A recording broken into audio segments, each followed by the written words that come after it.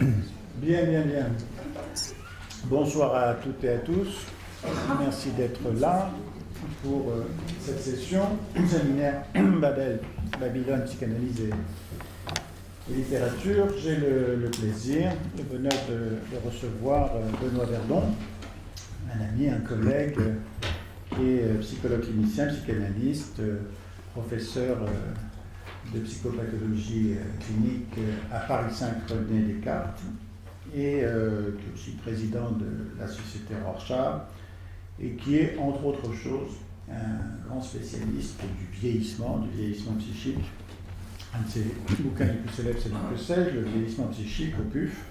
Il y en a un autre chez Duno, un autre chez Armand Collin, avec la clinique du sujet âgé. Et puis ses travaux aussi plus larges de psychologie clinique, de psychopathologie clinique, en particulier un bouquin au PUF avec Catherine Chabert. Et puis, en dehors du plaisir que nous avons de le recevoir, que de s'intéresser à cette tranche d'âge, qui doit être aussi une tranche d'âge où il y a une crise existentielle. Nous, ici, on n'arrête pas de travailler sur l'adolescence, sur la prime enfance, mais on n'a pas encore abordé ce continent du troisième âge que Daniel Urville connaît bien, et qui, comme il est sourd, il me demande de crier un peu plus fort. Et donc, le troisième âge. Et puis surtout, il va nous permettre d'aborder des auteurs qu'à ma connaissance, en 30 ans de Babylone, nous n'avons pas abordé ni Tolstoï, ni Goethe, ni François Mauriac. Bon. Il va être discuté par notre collègue et ami Denis Bochereau. Denis Bochereau qui travaille en service, entre autres. Il est à mi-temps à Claude Bernard et à mi-temps à l'Institut Clésion-Souris. Il s'occupe beaucoup d'enfants, d'adolescents. Lui, c'est la préadolescence.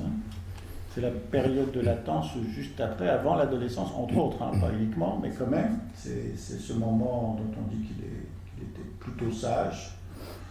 Bon, il va probablement nous dire que non. Il est, bon, vous l'avez entendu, ceux qui sont passés déjà l'ont entendu justement sur cette période-là.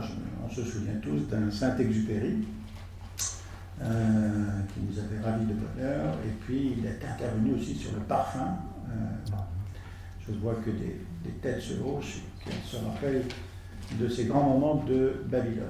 La parole est à Benoît et je le remercie. Alors, je vais devoir, moi, m'absenter à un certain moment, j'en suis désolé. Je vais rester autant que faire se peut et ensuite je devrais m'absenter. Benoît. Merci Maurice, merci infiniment. Merci à Denis Bochereau de me discuter. Et puis merci à Corinne Dugré je ne sais pas si où elle est, des échanges de mails qu'on a eus. Elle m'a demandé de vous dire que la ligne 4 fermait à 22h. Donc pour regagner le cœur de Paris, il faut aller à la station de RER Cité Universitaire. Voilà, bonne information pratique. Voilà, moi je vais vous parler en effet de vieillissement. Monsieur, aidez-moi, me dit Madame P, 84 ans, que je croise dans le couloir de l'hôpital. Aidez-moi, emmenez-moi à ma mère, je ne sais plus où elle est. Jeune stagiaire psychologue à peine débarqué dans ce service de soins de longue durée, quelque peu dérouté, je m'entends lui répondre « Je ne sais pas où est votre mère, Madame P, mais si vous voulez, je veux bien faire un bout de chemin avec vous et vous accompagner. » Elle me sourit, glisse alors son bras sous le mien, et nous voilà arpentant les couloirs labyrinthiques du service. Elle me dit qu'elle voudrait revoir sa mère, car elle a quelque chose à lui dire. Nous arrivons devant sa chambre, elle retire alors son bras et me dit « Est-ce que vous pouvez rester un peu ?» Elle s'allonge alors sur son lit, retrouve là un linge qu'elle serre contre elle, me parle encore un peu, puis s'endort. Je me souviens être resté là quelques minutes, un peu hébété, me demandant ce que je faisais là, si je pouvais partir ou si je devais rester à la veillée. Serait-ce là mon métier ? Accompagner des vieilles dames et sans doute aussi des vieux messieurs perdus dans le temps et l'espace et les emmener à leur mère, à un bon objet secourable. Serait-ce de discerner et de soutenir dans des dispositifs thérapeutiques délicats ces mobilisations libidinales singulières, fragiles mais bien vivantes, qui tentent de garantir protection, sécurité et peut-être un peu de paix dans la tourmente de la maladie d'Alzheimer. Bernard, lui, vient me voir à mon cabinet. Il est âgé de 80 ans maintenant et a vécu la terrible expérience d'un accident vasculaire cérébral qui l'a laissé très démuni même si après plusieurs mois de rééducation, il a presque recouvré toutes ses facultés motrices et langagières et ne présente aucun trouble cognitif. Ce jour-là, j'ai frôlé la mort. Mais vous savez, la mort, elle est ma compagne de chaque jour. À mon âge, la mort, ce n'est pas un mur contre lequel je m'affronte et contre lequel je m'éprouve. La mort, ça me fait penser à de la boue.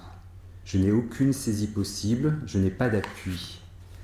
Un mur, on peut cogner dedans, même si ça fait mal.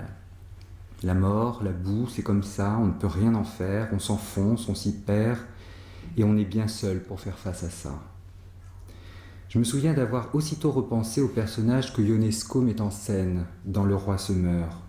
Ce roi qui se doit d'avoir le regard dirigé en avant, connaître les étapes, connaître exactement la longueur de sa route, voir l'arrivée, mais qui appelle désemparé, où sont les parois? Où sont les bras? Où sont les portes? Où sont les fenêtres? Et je me souviens, mais plus tard dans la semaine, d'avoir repensé que quelque chose d'approchant avait été écrit par Pontalis. Je l'ai retrouvé dans le songe de Monomatapa, paru et peut-être écrit alors qu'il était âgé de 85 ans. Aujourd'hui, comme lors de mon adolescence, le besoin d'amitié se fait plus fort, il n'est pas loin d'être vital. Pourquoi ? Parce que la saison brûlante et orageuse des passions amoureuses, je ne dis pas de l'amour, est derrière moi, parce que la perspective de la mort se fait de jour en jour moins lointaine. L'amitié, surtout celle qui me lie à des plus jeunes que moi, opère-t-elle une sorte de transfusion ? Il me semble que privé de ces amitiés, je connaîtrais sous une autre forme un trouble analogue à celui de l'adolescence. Je perdrais mes appuis, le sol et moi-même cesseraient d'être stables. Je marcherais en titubant, légèrement comme ces très vieilles personnes que je croise dans la rue. Elles ont peur de tomber et de ne plus être capables de se relever. Elles m'émeuvent et me font un peu pitié, mais je n'ai pas du tout envie de leur ressembler. La compagnie des amis m'est un viatique. Et puis un jour, je tombe dans Ma confession de Tolstoï sur ces phrases, écrites alors qu'il traverse ce que d'aucuns ont appelé la crise du milieu de vie. Si j'eus simplement compris que la vie n'a pas de sens, j'aurais pu le savoir tranquillement, j'aurais pu savoir que tel est mon sort. Mais je ne pouvais pas me tranquilliser par là. Si j'avais été comme un homme dans une forêt qu'il sait sans issue, j'aurais pu vivre. Mais j'étais comme un homme égaré dans la forêt et qui court de tous côtés pour trouver la sortie. Il sait que chaque pas l'égare davantage, et pourtant il ne peut se défendre de se jeter de tous côtés. Mais revenant sans cesse à ce problème, ma conscience me disait que je ne pouvais être au monde sans une raison, un sens ou une cause, que je ne pouvais être comme le pauvre oiseau tombé du nid, auquel cependant je me comparais. Il est là couché sur le dos et criant dans les hautes herbes, appelant sa mère parce qu'il sait que sa mère l'a porté en elle, l'a couvé, l'a chauffé, l'a nourri, l'a aimé. Où est-elle donc cette mère ? Et si comme l'oiseau je suis abandonné, qui donc m'a abandonné ? Je ne puis me dissimuler que quelqu'un m'a fait naître en m'aimant. Qui est donc ce quelqu'un ? Dieu encore. Il sait, il voit ma perplexité, mon désespoir et ma lutte. Lors de la séance où il me parla de la mort comme de la boue contre laquelle on ne peut pas se battre, Bernard, dont je parlais à l'instant, me dit également, sans que cela ne suscite en moi ni en lui la moindre représentation morbide, combien était apaisante pour lui lorsqu'il se réveillait haletant d'un cauchemar, de repenser à la dernière image qu'il avait de son père, décédé, étendu sur son lit de mort, auprès de qui il aurait voulu se blottir une dernière fois, ce qu'il n'avait évidemment pas fait depuis des dizaines d'années et qu'il ne se permit pas de faire sur l'instant. Bernard aurait voulu dire au revoir à son père, il aurait voulu avoir un geste tendre pour lui une dernière fois, et c'est cette image-là de lui, étendu sur son lit, silencieux et absent, qui participe pourtant encore aujourd'hui à apaiser les angoisses nocturnes. Bernard associe alors sur un autre souvenir, celui du visage de son père lorsqu'il s'éveilla du coma de quelques jours dans lequel le plongea son AVC. Lui, l'homme mûr, marié plusieurs fois, père de plusieurs enfants, toujours très actif au plan social, se découvrait étendu dans un lit, entouré non pas de sa femme et de ses enfants, mais de son père et de sa mère. Le visage de cette dernière était, comme d'habitude, me dit Bernard, fermé et peu compatissant. Elle n'aurait pas manqué, lorsqu'il alla mieux, de lui dire que son accident vasculaire était la claire conséquence de sa vie dissolue. Bernard insista par contre sur la douceur du visage de son père, qui resta longtemps à son chevet, qui prit le temps d'arranger ses oreillers, de lui parler et de découper de petits morceaux de poire mûre qu'il insérait entre ses lèvres. Et c'est la figure de cet homme puissant, ardent travailleur, infatigable militant des droits de l'homme, capable de tendresse, jouant avec son jeune fils, nourrissant son vieux fils, qui revenait aujourd'hui sur la scène psychique et participait là encore à apaiser Bernard lorsque l'angoisse l'empêchait de dormir. La mère, le père, les amis, Dieu, quels que soient les objets d'investissement, les déplacements, les substitutions, nous comprenons que l'heure est grave. Vieillir est difficile. Au plus intime du regard que chacun et chacune peut porter sur soi-même, se déploie pas à pas la confrontation à une vulnérabilité grandissante liée à la mise à mal de l'intégrité des fonctions somatiques et cognitives, voire à une insécurité liée aux pertes multiples qui ne cessent de solliciter un travail psychique. Freud, lui-même, s'avère de plus en plus sensible à l'idée d'un affaiblissement du moi, lequel peine à traiter les excitations, un moi trop étreint par l'insidieux passage du temps et la douleur d'événements violents, internes et externes, qui ne manquent pas de survenir. L'ardeur, confie-t-il à Lou Andrea Salomé en 1934, l'ardeur continue vous use ou use ce qui reste de l'ancien moi, et ce n'est pas à 78 ans qu'on en recrée un nouveau. Où se ressourcer ? Où prendre repos quand chaque jour est marqué de façon plus ou moins bruyante et lancinante par la perte, l'impuissance, la confrontation aux limites d'un corps qui s'échappe et s'abîme. On n'attend pas forcément d'être vieux pour éprouver un tel conflit interne, entre performance et impuissance, conquête et impotence. Dans son très beau petit livre « De la maladie », Virginia Woolf évoque, je la cite, « la stupéfaction que nous cause, en cas de santé déclinante, la découverte de contrées jusqu'alors inexplorées, les friches et les déserts de l'âme que le moindre symptôme de grippe fait surgir. Elle parle des chaînes antiques et inflexibles déracinées en nous sous l'effet d'une indisposition, de la façon dont nous sombrons dans l'abîme de la mort et sentons les eaux de l'anéantissement se refermer juste au-dessus de nos têtes. Elle évoque le corps qui se brise en 1000 morceaux et qui nous met de côté par rapport à l'armée des gens d'aplomb qui marchent au combat. Pour notre part, dit-elle, nous sommes condamnés à nous tortiller tout le temps que nous restons accrochés au bout de l'hameçon de la vie.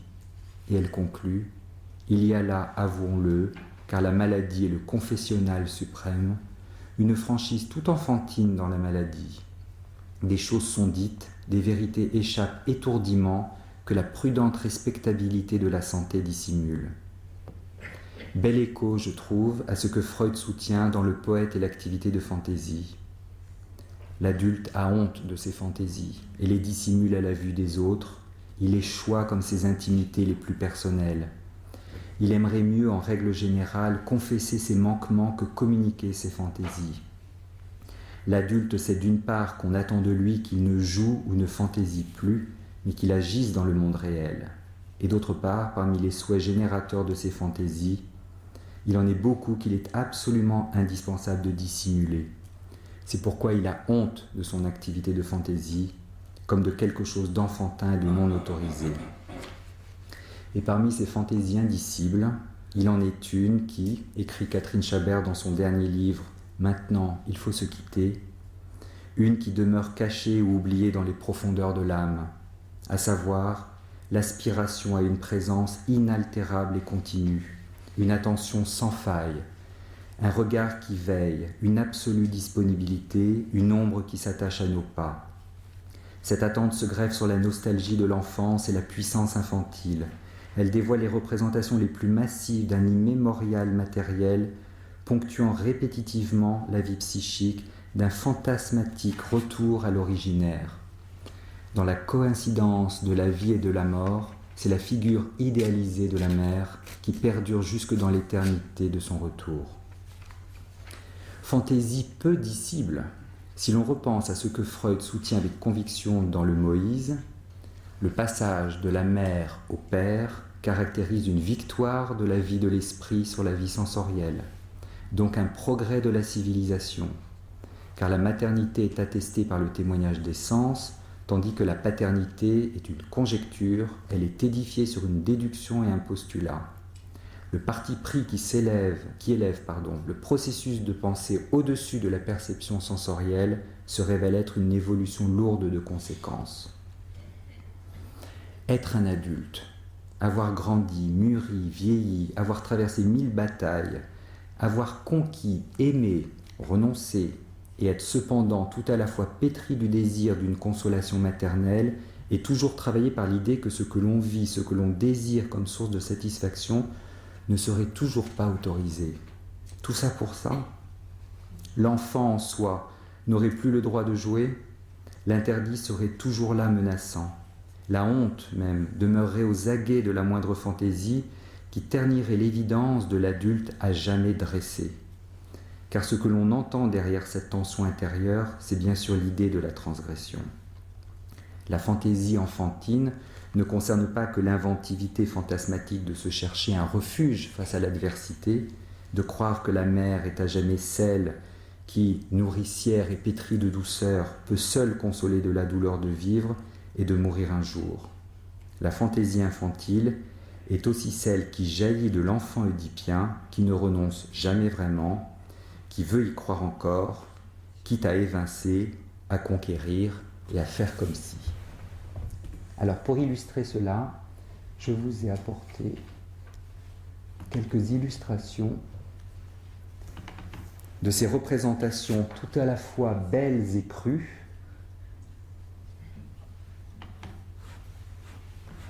émouvantes et dérangeantes de la charité romaine. La jeune Perrault, pour sauver son vieux père Simon jeté en prison et condamné à y mourir de faim, vient lui rendre visite chaque jour et lui donne secrètement le sein. Émus devant cette scène pourtant non indemne de sa composante incestueuse, les geôliers vont libérer Simon afin qu'il finisse ses jours auprès de sa fille. Vous voyez ce vieux monsieur dans un corps à corps auprès du sein de sa fille.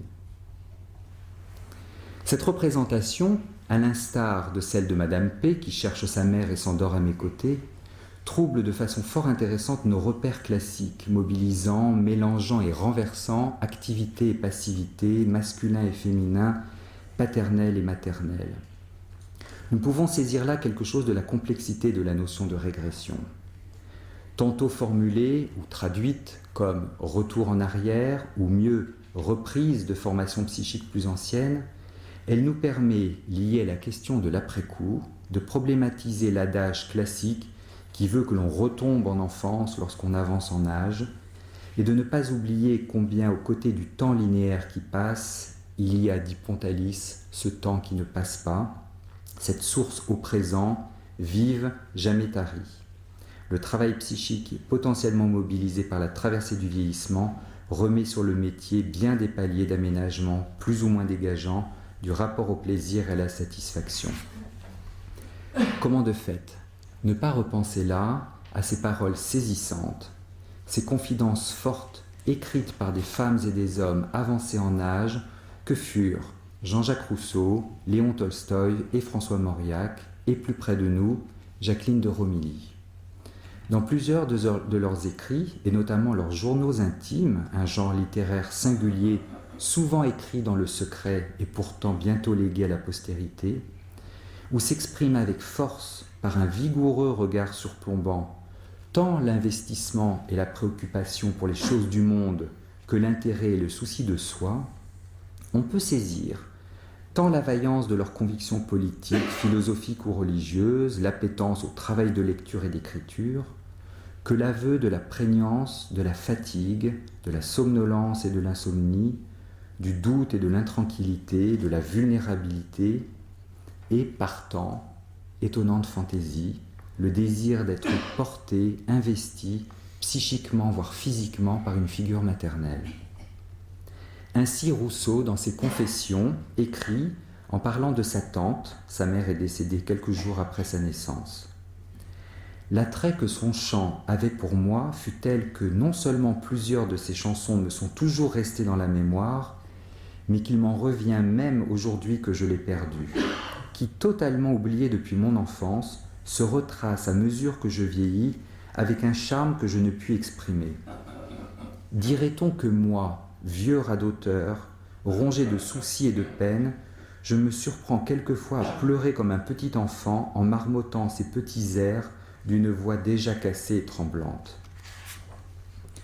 Plus d'un siècle plus tard, Tolstoï, alors âgé de 78 ans, écrit « Toute la journée, état hébété, déprimé.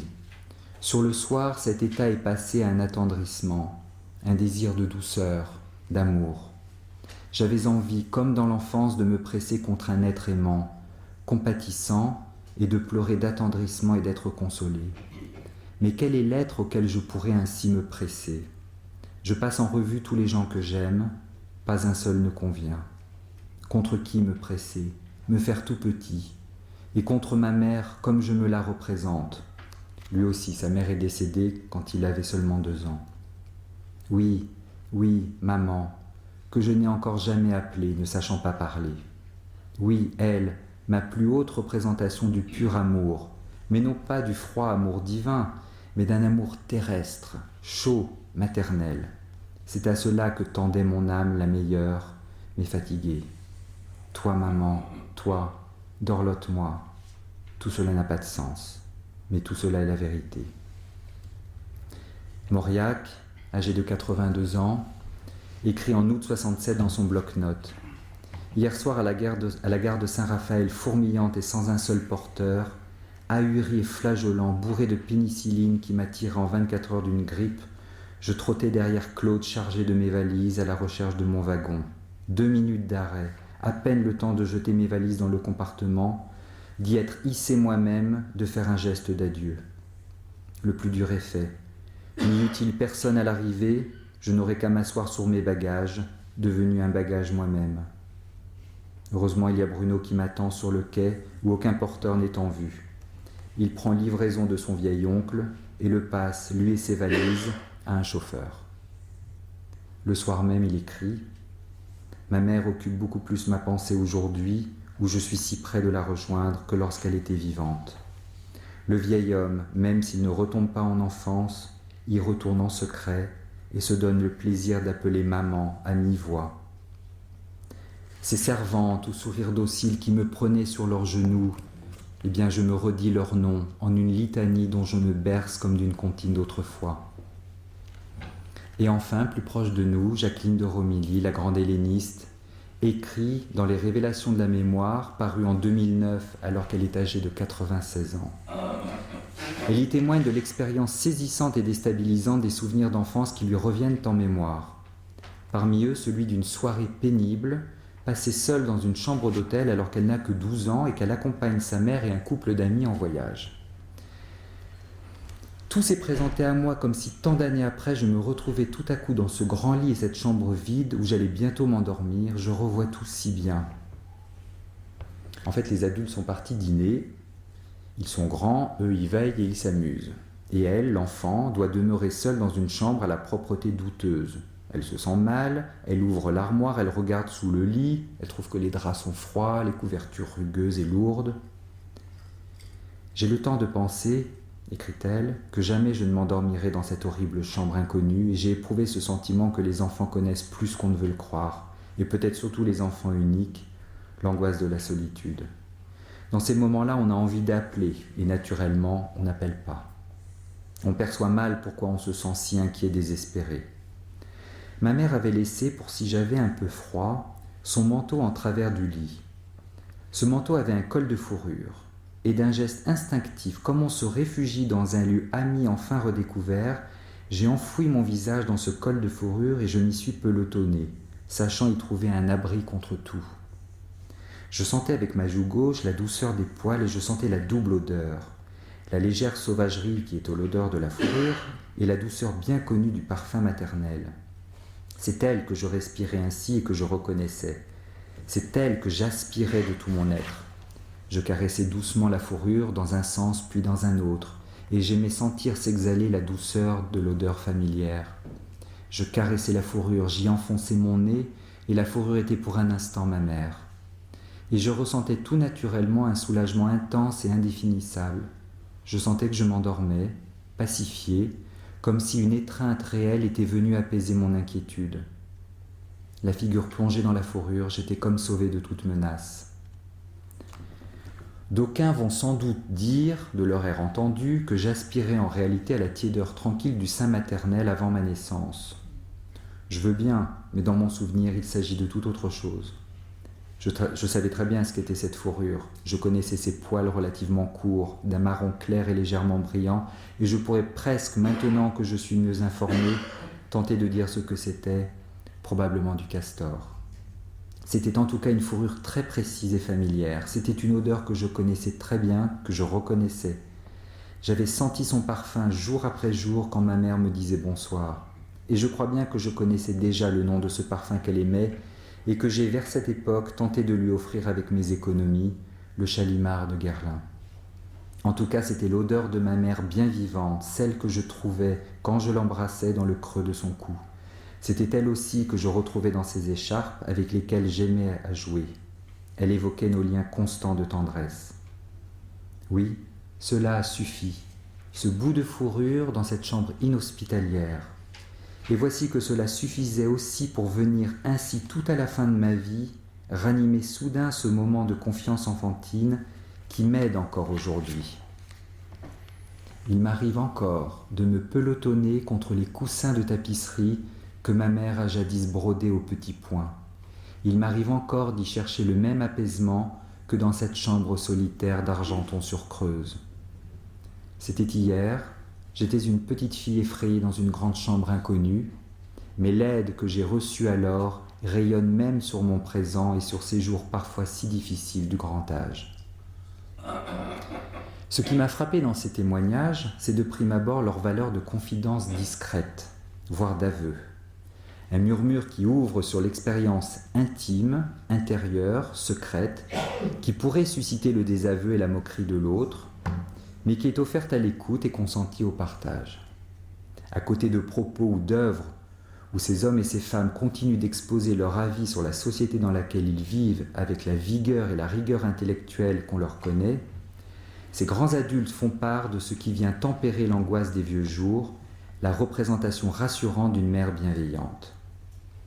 Leurs phrases fortes donnent ainsi à entendre l'actualité d'un sexuel infantile tendre, qui se mêle à l'aspiration au holding, source d'un plaisir intimement intriqué au vœu d'apaisement des tensions et de l'angoisse.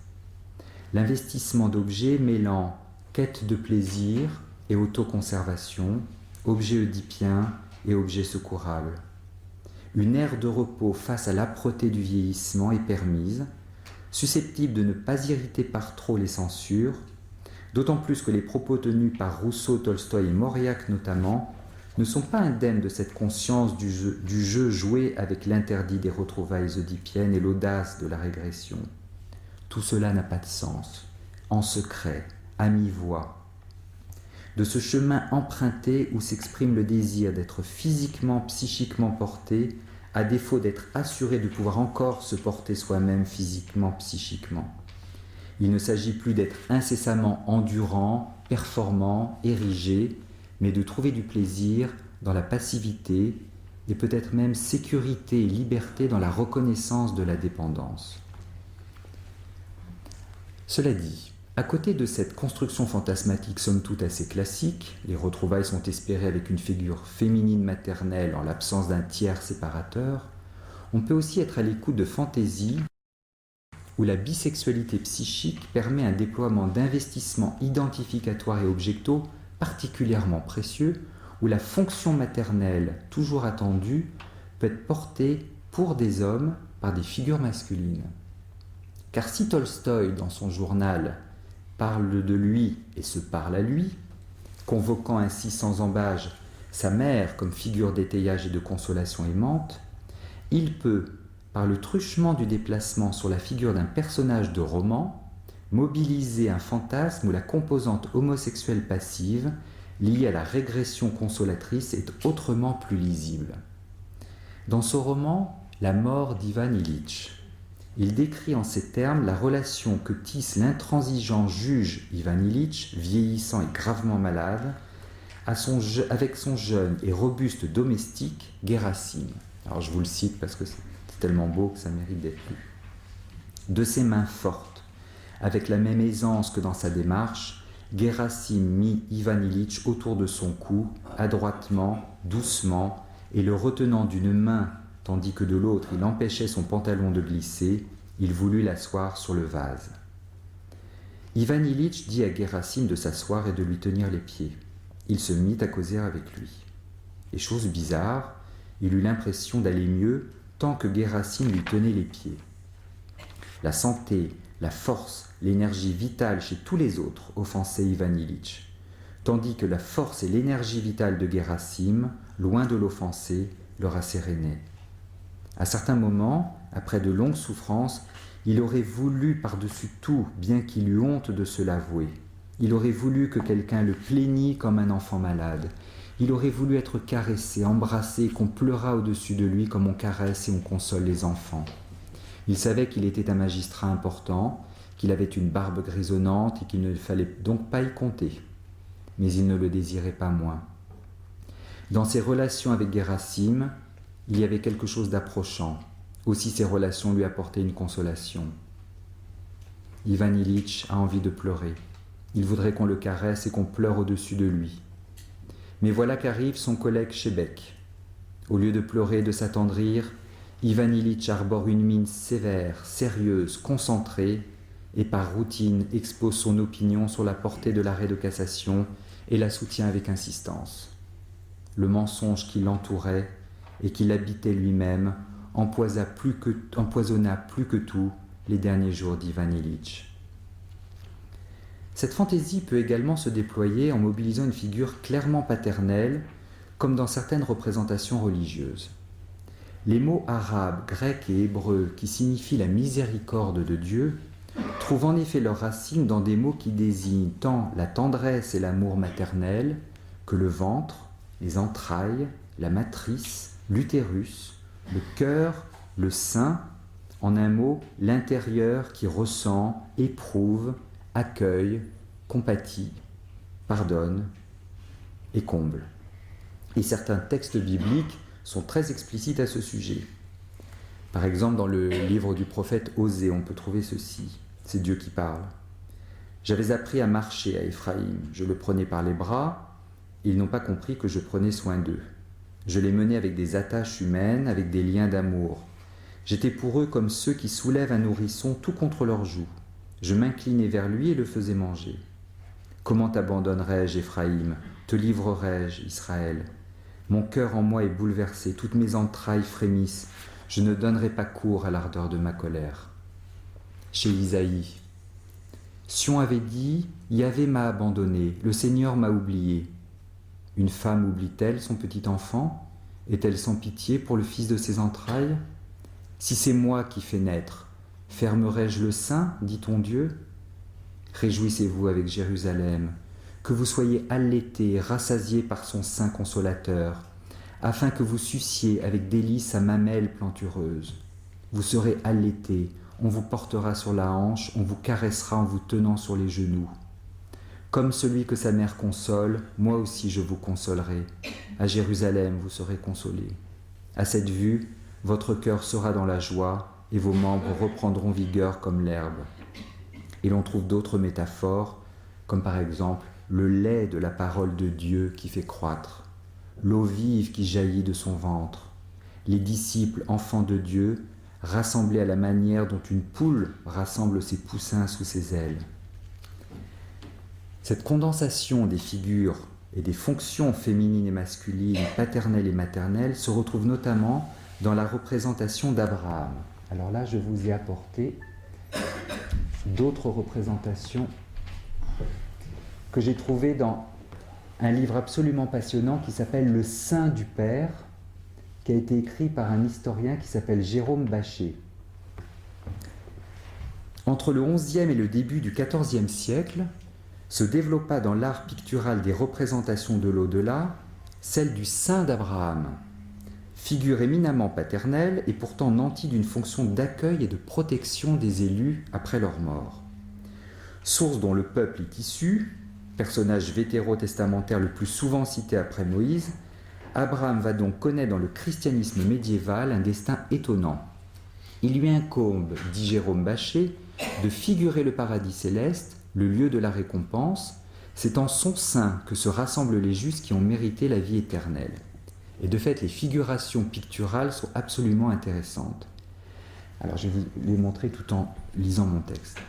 Abraham est représenté vêtu d'un linge entrouvert au niveau de la poitrine, créant une concavité à but de réceptacle où il enveloppe les élus. Le propre du sinus serait ainsi de constituer un lieu à la fois accueillant, ouvert et doté d'un puissant caractère d'intériorité. Autrement dit, une bonne ouverture, car contrôlée et atténuée. Le terme sinus, qui donc donne le sein, est trouble, dit Bachet. Il signifie l'intériorité du corps, parfois plus clairement les organes génitaux féminins, mais il s'agit alors d'une désignation euphémique par rapport à cunus et utérus, qui sont clairement des organes féminins.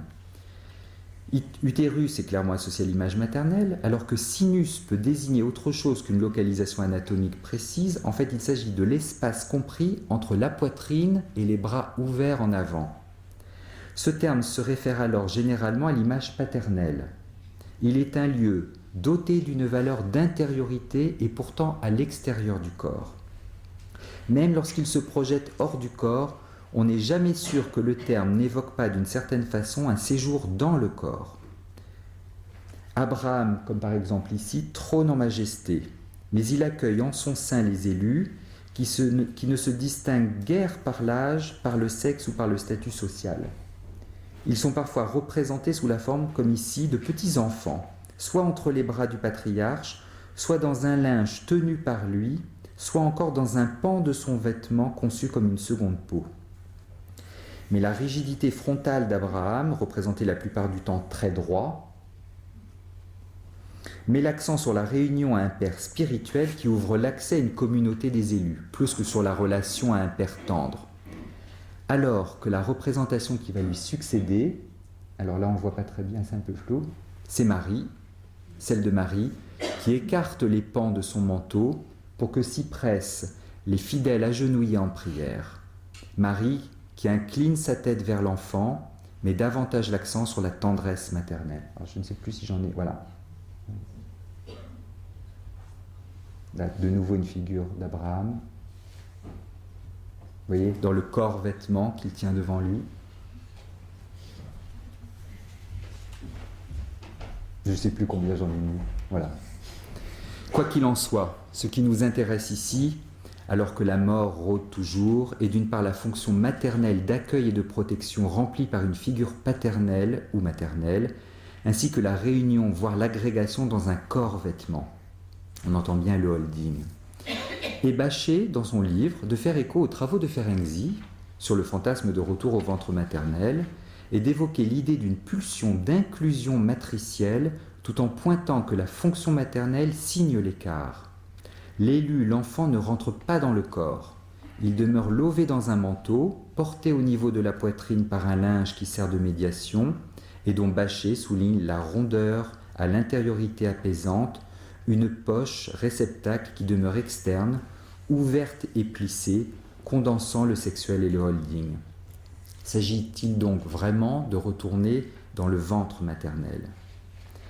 Ce fantasme de retour au ventre maternel est souvent omis, oublié, peut-être refoulé, dans les évocations des fantasmes originaires, comme s'ils ne possédaient pas la même valeur fondatrice et heuristique que les fantasmes de séduction, de scènes primitives et de castration ont pu donner lieu à tant de travaux. Ceux-ci sont régulièrement mentionnés dès que l'on envisage les constructions fantasmatiques qui, en lien avec l'Oedipe, fondent et organisent toute vie psychique et permettent à tout enfant des hommes, dit Freud, de formuler quelques réponses aux énigmes majeures de l'existence. Or, ce fantasme de retour au ventre maternel me semble mériter d'être reconsidéré à la faveur des réflexions mobilisées par la rencontre avec la clinique de l'adulte âgé. Freud a lui-même moins travaillé ce fantasme. Depuis ses premières réflexions sur les rêves, le fait par exemple de certaines angoisses telles que mourir d'étouffement ou être enterré vivant, ou les croyances d'une vie après la mort, jusqu'à la publication d'Inhibition symptômes angoisse en 1926, 2 ans après que Rank a publié Le traumatisme de la naissance. Freud, dans Inhibition symptômes angoisse, nuancera la valeur fondatrice de la naissance comme source d'angoisse, prétextant que cette expérience n'a encore aucun contenu psychique. En 1933, pourtant, dans sa nouvelle suite des leçons d'introduction à la psychanalyse, il rappelle la représentation que se fait l'homme de la mort comme un retour au corps maternel. Dans l'abrégé de psychanalyse, une œuvre inachevée, il déclare que le sommeil est un retour au sein maternel. Mais en fait, l'hypothèse qu'on retrouve plus fréquemment dans son œuvre, et qu'il avait notamment soutenue 10 ans avant, était que la fantaisie du retour dans le ventre maternel est le substitut du coït de l'impuissant, celui qui est inhibé par la menace de la castration.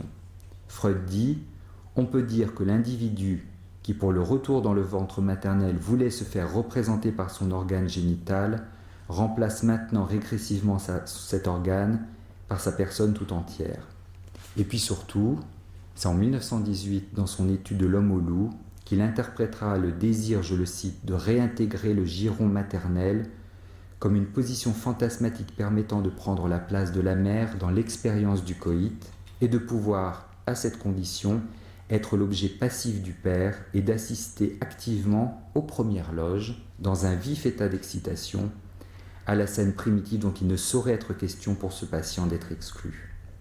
Alors Rank et Ferenczi, eux, ont beaucoup insisté sur ce tropisme maternel qui lierait les 2 extrêmes de la vie, la naissance et la mort.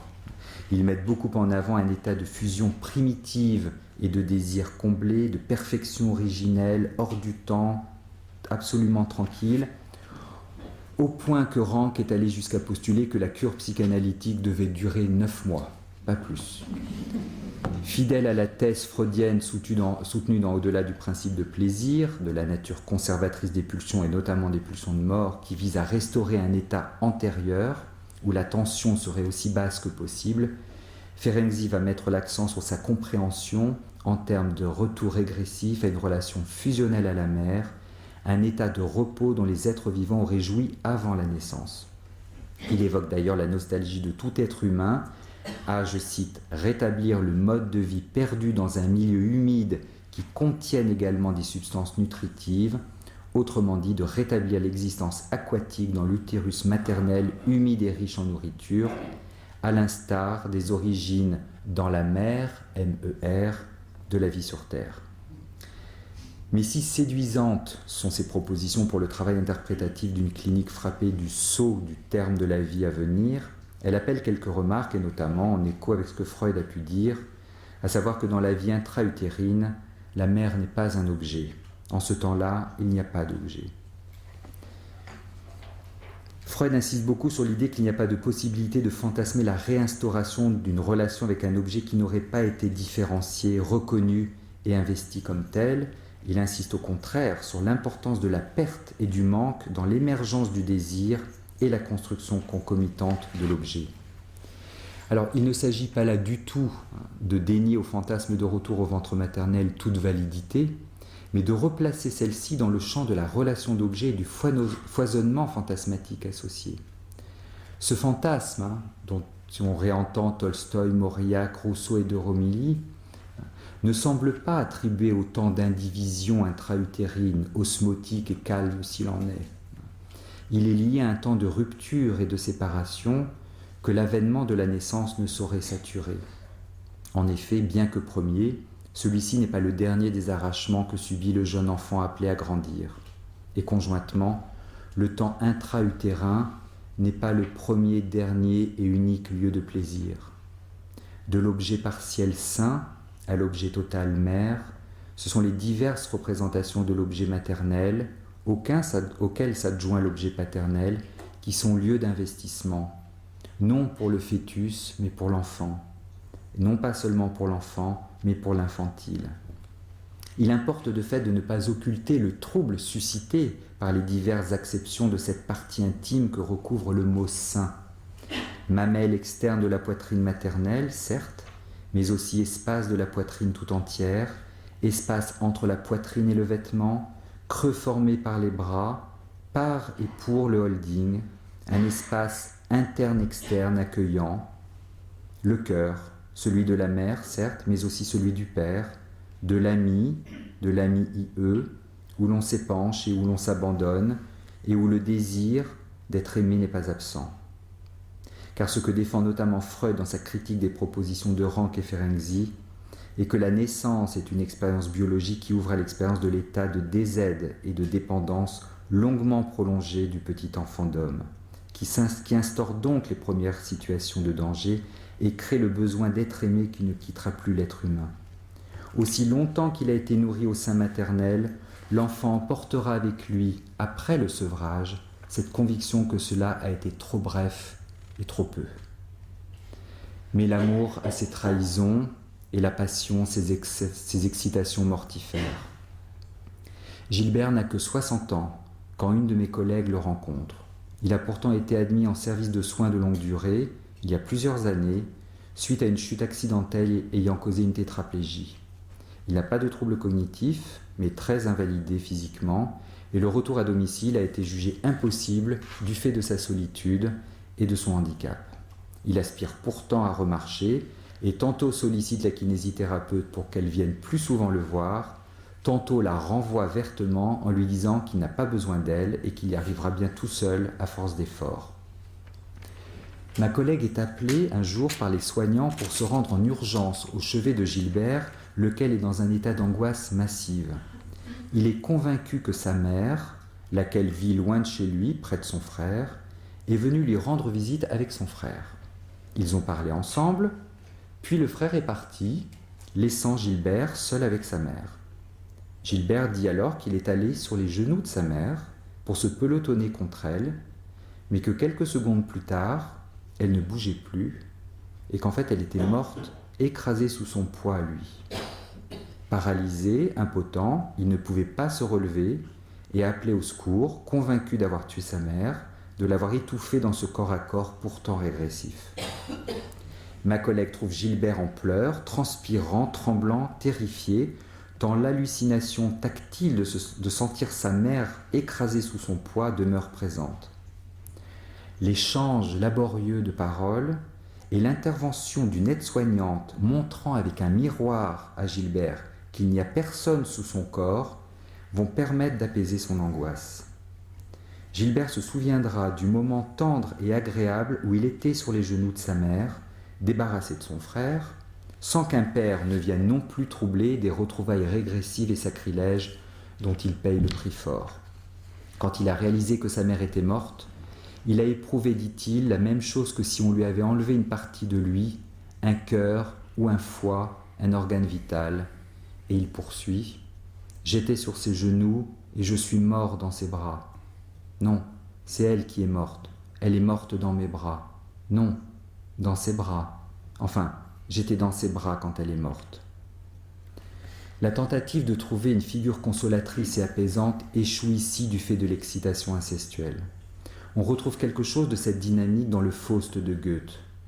La jeunesse objectale et narcissique de laquelle jouit Faust vieillissant, artificiellement rajeuni, n'est en effet pas sans revendiquer une appétence extrême et signer la transgression de la prohibition de l'inceste et le risque concomitant de sanctions. La mère n'apparaît en effet pas figurée pour Faust comme réceptacle investi où se lever. Elle est bien plutôt celle qui continue de susciter du désir, d'exciter les passions de la conquête. Le sein de Marguerite, celui d'Hélène de Troie, ne sont pas pour Faust un sein contre lequel se blottir et trouver un peu d'apaisement. Il est le lieu d'excitation et de transgression, il invite à la faute, il conduit à la damnation. Faust hippomane renoue en effet non seulement avec son corps de jeune conquérant, mais il veut être maintenu dans un état d'excitation, désireux de combattre et de posséder. Ses convoitises ne tolèrent aucune latence. Cette avidité est démesurément déployée dans le second opus de Goethe, écrit alors qu'il est très âgé, où Faust, cette fois, renoue avec le passé et la mythologie antique. C'est en cet environnement fécond, nouveau champ d'action offert à ses aspirations, que le désir trouve sa voie et son but, dont l'une des étapes essentielles est notamment de séduire Hélène de Troie connue pour être la plus belle des mortelles, hautement convoitée par de nombreux et illustres prétendants. Pour ce faire, Faust doit se rendre auprès des mères, des matrices originelles dont Méphistophélès souligne la dimension mystérieuse et taboue. Pour aller chez les mères, il donne à Faust une clé, dont ce dernier, de prime abord, raille la petitesse, avant que de se rendre compte qu'entre ses mains, la clé croît et devient étincelante. Cette clé détient un pouvoir qui permet de trouver l'endroit mystérieux. La perspective de rencontre avec les mères, transgression extrême, trouble profondément Faust. Mère, mère, ce mot étrangement résonne. Les mères. Quel frisson de nouveau vient me prendre. Qu'est-ce donc que ce mot que je tremble d'entendre? Le monde des mers se révèle être, je cite, le royaume infini des images sans compte, où il est possible de jouir, de voir les formes mortes du passé, des images actives mais sans vie.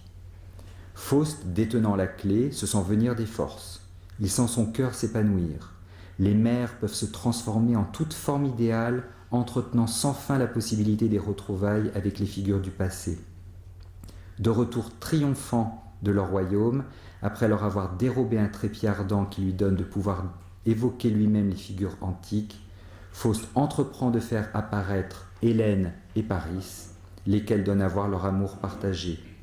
Outré de voir son rival conquérir celle que lui-même convoite, Faust se jette alors sur l'image d'Hélène qu'il tente d'enlever. Il retourne sa clé contre Paris pour se débarrasser de lui.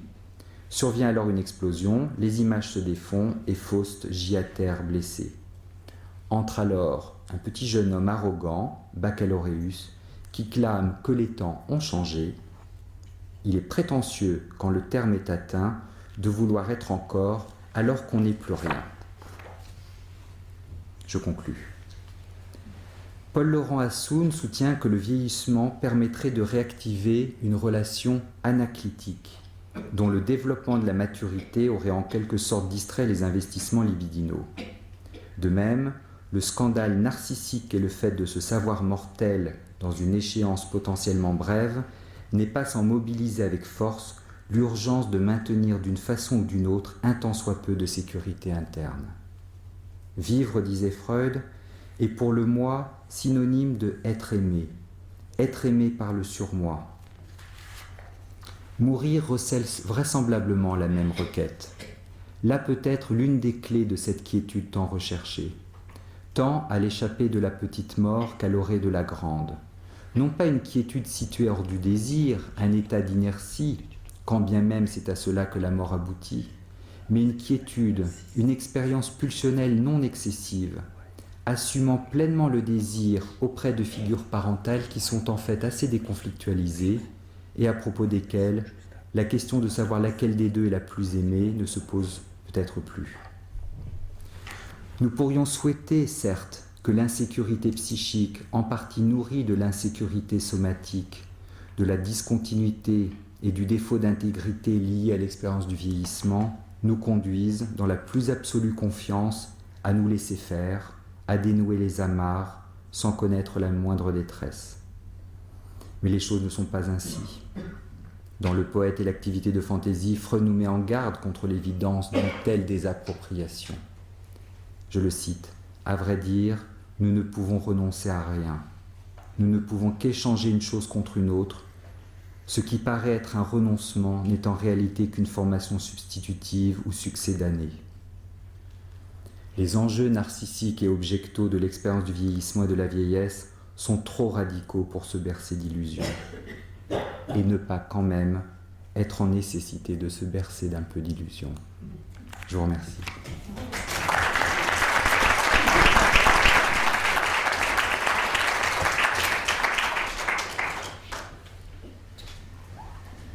Alors, c'est les réflexions diverses et variées qui sont un peu en écho avec ce qu'a dit M. Véron. Benoît Verdon.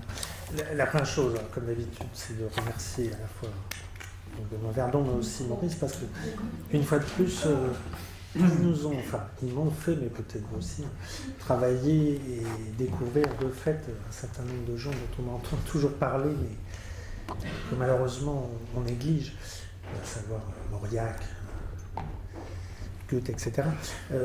Donc, première impression un peu paradoxale, c'est que de lire là le vieillissement psychique, ça a été pour moi un bain de jouvence, en fait, parce que c'est très bien écrit, c'est très fluide. Hein, je disais, donc on sent quand même l'enseignement de Catherine Chabert en arrière-fond. Donc, de fait, pour qui douterait des complexités du grand âge, pour qui penserait que tout perd de sa saveur, de ses aspérités, donc la lecture tout de suite nous réconforte. Une autre qualité, pas forcément dans ce livre, mais dans les publications de Benoît Verdon, c'est de montrer aussi l'intérêt des tests projectifs pour révéler, pour bien mettre en relief toute cette complexité. Alors, oui, il l'a à nouveau très très bien écrit, enfin très très bien raconté, excusez-moi. C'est le fait que finalement, la vie ne s'arrête jamais, et donc la vie psychique ne s'arrête jamais. Alors, ce qui est absolument remarquable chez les auteurs dont il a parlé, c'est alors ça doit être probablement un effet d'entraînement, c'est-à-dire qu'ils ont tellement leur vie durant pensé, écrit, lu, réfléchi, on dirait que ça continue inexorablement jusqu'à leur dernier souffle. Mais après tout, on peut tenter de les suivre ou de les imiter. Donc de fait, il y a cette sorte de mouvement intérieur qui est très très bien, on va dire, rapporté par ces grands écrivains. Mais on peut se dire qu'à partir du moment où quelqu'un écoute, très probablement toute personne âgée, comme tout enfant, comme tout autre par lettre, comme on dit, est capable d'associer, comme s'il y avait quelque chose qui sans cesse demandait à émerger constamment. Alors, je me disais aussi, en vous écoutant, en vous lisant, on ne peut pas échapper aussi à tout un tas de présupposés qui quand même sont embarrassants. Entre autres, dans votre intitulé, vous commencez en parlant du fait que la vieillesse ou l'avancée en âge est difficile, ou est un passage difficile. Après tout, oui, comme toute autre, on va dire, période de la vie, c'est vrai qu'on est très, très, très, je pense, contaminé par cette sorte de... En particulier quand on travaille en psychiatrie infanto-juvénile, par cette sorte de jeunisme, cette sorte de façon comme ça de dénigrer un âge, 3e ou 4e, qui en fait est largement aussi attractif et aussi vitalisant que les plus jeunes. Alors bien sûr, toujours le risque de l'adultocentrisme ou de l'adultomorphisme, que je trouve très intéressant dans ce que vous dites, c'est de montrer comment il y a une sorte de renouvellement, et donc on peut dire qu'il y a des répétitions, mais en fait il y a de nouvelles échéances, et il y a de nouvelles configurations. Pour vous en citer une, je ne sais pas si vous aurez envie de rebondir là-dessus, c'est la situation tout à fait nouvelle que rencontre fils ou fille quand ses parents donc, sont vieillissants, et quand on se retrouve à devoir assumer de nouvelles fonctions, c'est-à-dire que si le portage était désormais assuré donc, par la génération suivante. Donc on se disait, c'est ce que disait Benoît Verdon, ça n'est pas de l'Oedipe inversé, ça n'est pas du contre-Oedipe, c'est une nouvelle édition d'une nouvelle situation qui consiste à porter assistance ou à soutenir, tout en étant largement aussi soutenu d'ailleurs par nos ascendants que jadis. Voilà, simplement une autre étape. Alors, le maître mot qui, dans un endroit comme l'IMN, ne peut pas ne pas être prononcé, c'est le mot de dépendance. Comme vous l'avez dit, hein, et votre introduction, là, comme quoi vous étiez invité par cette dame à l'accompagner vers sa chambre en la tenant vers le bras, voilà. Qui s'appuie sur qui profite de qui. Ça montre bien que nous sommes dans des étayages mutuels et réciproques. Alors, est-ce qu'on peut, parce que faut pas se voiler la face, c'est vrai qu'il y a aussi des situations où on peut authentiquement peut-être parler de régression, au sens de perte irréversible ou irrémédiable d'autonomie dans certains domaines. On peut aussi parler, on en parlait en aparté avec Cancé, de règlement de compte, ou c'est l'histoire du Père Goriot ou d'autres du roi Lear, on va dire la revanche ou la vengeance tardive, ou avant le dernier souhait, donc des enfants qui vont faire payer à l'aïeul ou à l'ancêtre tout ce qu'ils ont cru vivre, ou ce que peut-être ils ont réellement vécu de sa part. Oui, c'est sûr que c'est un moment de vérité, trépas, enfin, le quatrième âge, le troisième, mais encore une fois, on va aussi se dire que tout moment est un moment de vérité. Enfin, en tout cas, oui, on est tous dans l'idée d'une sorte de retour sur investissement, c'est-à-dire de mourir entouré des siens, enfin, une image d'Épinal comme ça, on pourrait, dans une sorte de sérénité, alors il y a aussi ce rêve d'aconflictualité, hein, c'est-à-dire d'être comme ça dans une sorte d'harmonie avec toute sa descendance autour de soi. Alors, de vous lire et de vous écouter, ça montre bien à quel point on peut parler d'une richesse des vieilles personnes. Ça fait penser d'ailleurs, si vous avez l'occasion de le lire, il y a un livre très intéressant d'Alfred Sauvy, hein, c'est un démographe qui est peut-être un peu trop oublié, qui s'était amusé en écho avec le livre d'Adam Smith qui s'appelle La richesse des nations, d'écrire un livre qui s'appelle La vieillesse des nations. Ça a été écrit, je crois, dans les années 70-80, où il fait tout un développement sur en quoi finalement ça peut être très heureux qu'un pays vieillisse, enfin, se remplisse de potagris, comme on dit, mais à condition d'y avoir bien pensé et de bien répartir les charges. Donc oui, ce que vous montrez, c'est que les personnes âgées ne sont pas seulement une richesse au sens où ils détiendraient le patrimoine, et où c'est eux qui auraient encore tout un tas de manettes comme ça dans les mains. Non, vous montrez bien que leur richesse, c'est l'expérience vécue. Leur richesse, c'est le récit de vie. Tiens, je vais commencer là, parce que j'ai toute une série de citations, mais je vais vous en trouver une là, qui dit ça très très bien. Oui, de Victor. Un des privilèges, Victor Hugo, excusez-moi, un des privilèges de la vieillesse, c'est d'avoir, outre son âge, tous les âges. Comme quoi, tiens, une autre situation, tout est dit, et l'on vient beaucoup trop tard, depuis 7000 ans, qu'il y a des hommes et qui pensent. Ça, c'était La Bruyère, c'était déjà il y a 3 siècles qu'il a dit ça. C'est difficile d'innover quand même. Voilà, je disais donc, ces personnes dites âgées là sont pleines donc de richesses et tout évidemment va reposer sur les occasions de rencontre et de partage. Je suppose que beaucoup d'entre nous seraient d'accord avec le fait qu'une des tendances regrettables de la société telle qu'elle est organisée maintenant, c'est cette sorte de zonage, de parquage, cette sorte de délimitation. Et d'ailleurs, quand on parle de 3e et 4e âge, ça en témoigne. C'est-à-dire de ne pas favoriser autant qu'il serait souhaitable les partages d'espace ou les partages d'expériences. Je sais qu'il y a dans certaines villes ou villages, ils ont mixé les crèches ou les maternelles avec des maisons de retraite.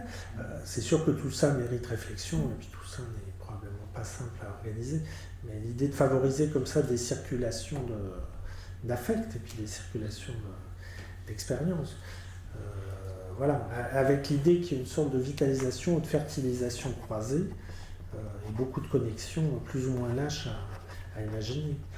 Alors, toujours parmi les associations, on pense toujours au sexuel comme la jouissance orgastique, qui est une sorte d'attracteur, polarisateur.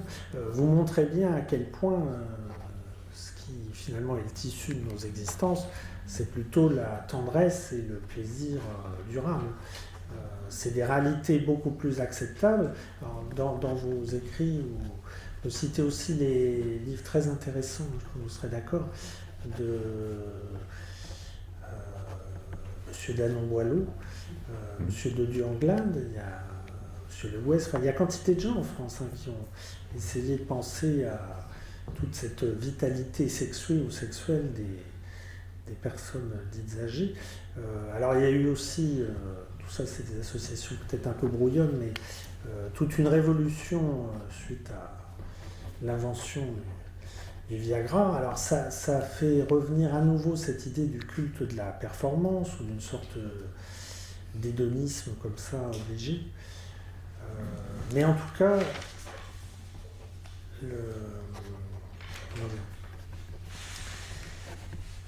le fait est, et c'est ce que vous dites très très bien,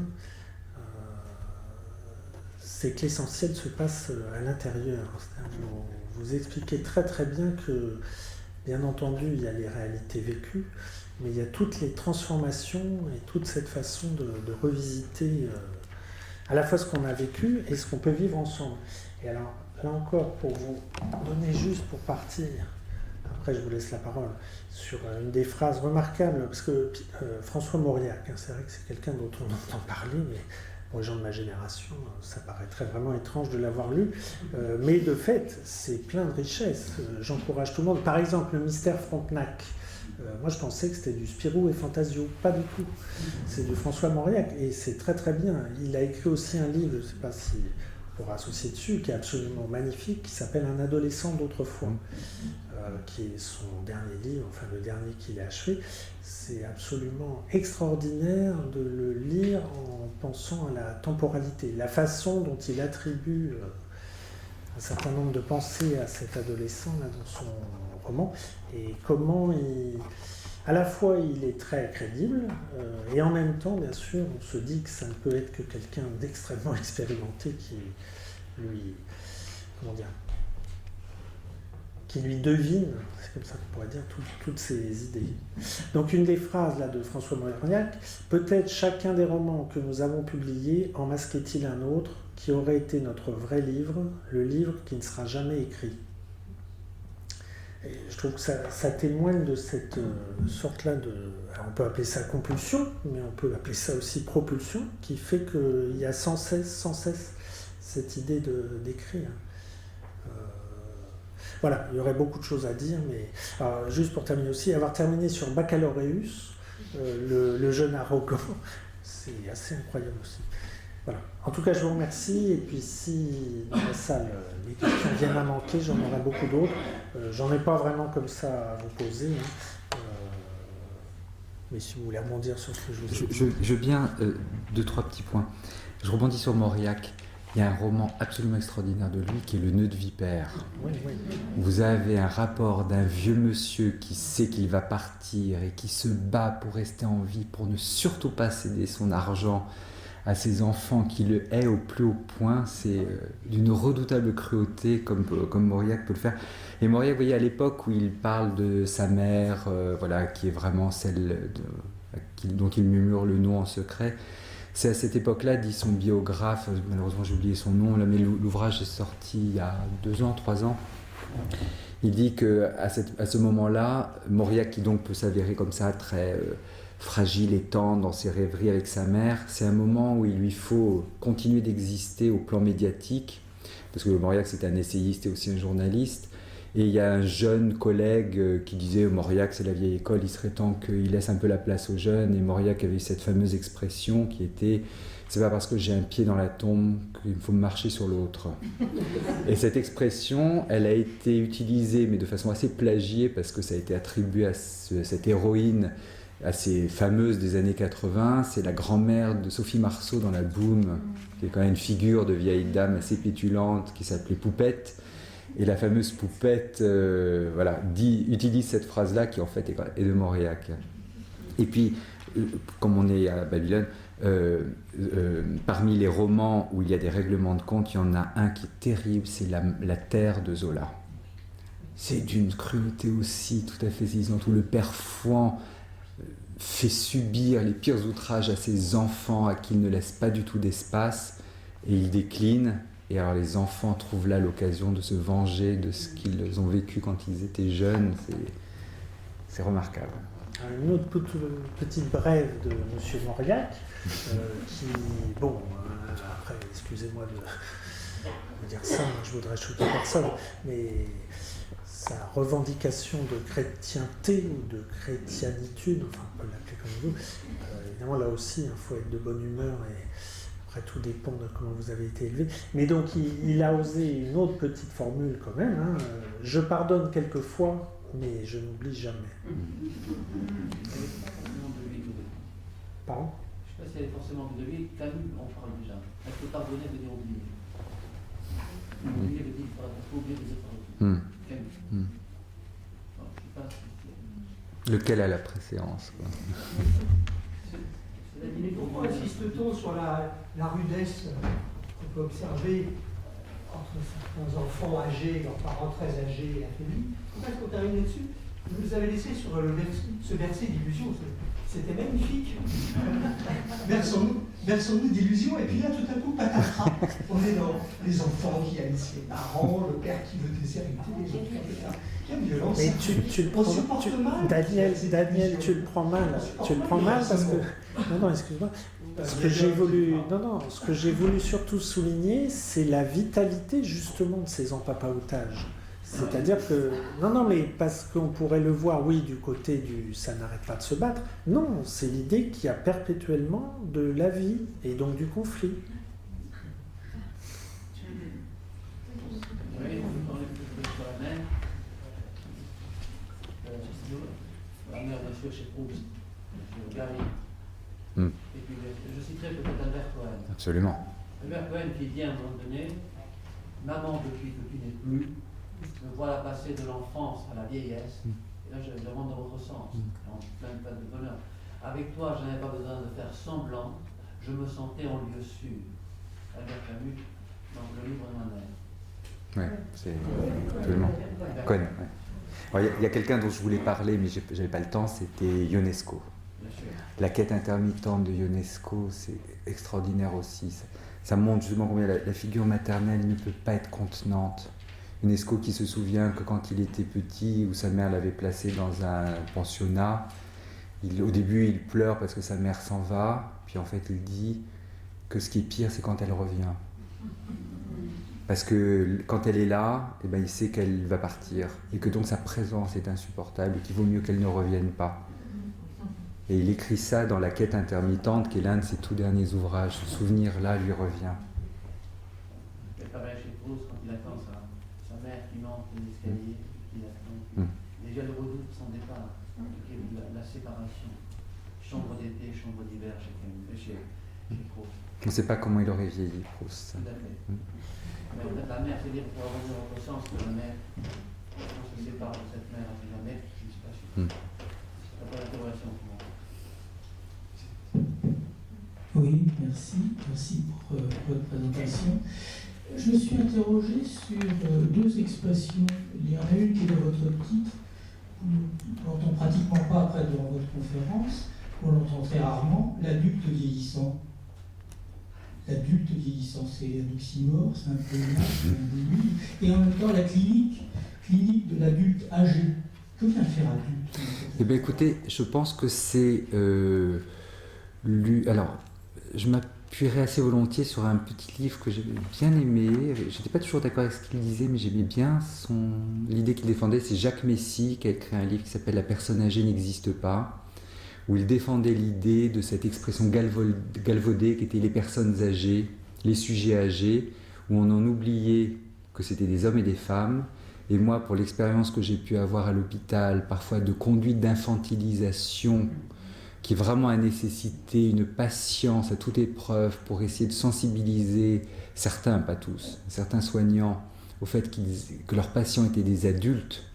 Si abîmés étaient-ils au plan du jugement, de la mémoire et du comportement, que de fait m'est venue, mais vous avez tout à fait raison de le pointer, m'est venue l'idée que ça valait quand même le coup de rappeler que c'était des adultes qui vieillissaient. Bien, merci. Et puis juste un autre petit point, qui est le suivant. Vous terminez presque par nous ne pouvons renoncer à rien.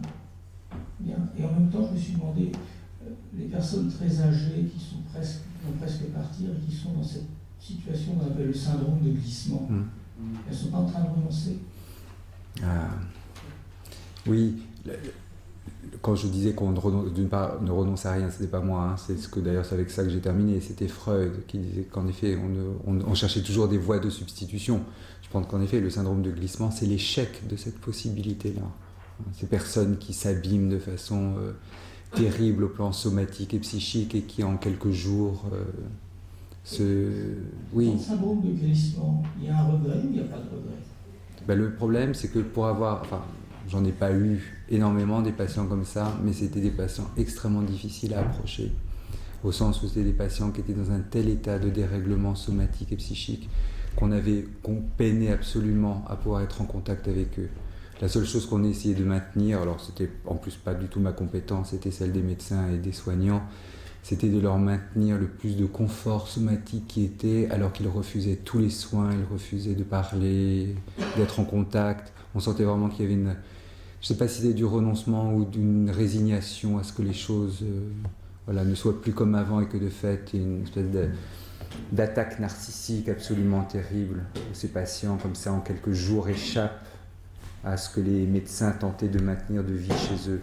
Je ne saurais pas vous dire ce qui est du registre du regret, du remords, des attaques mélancoliques qui peut-être les frappent.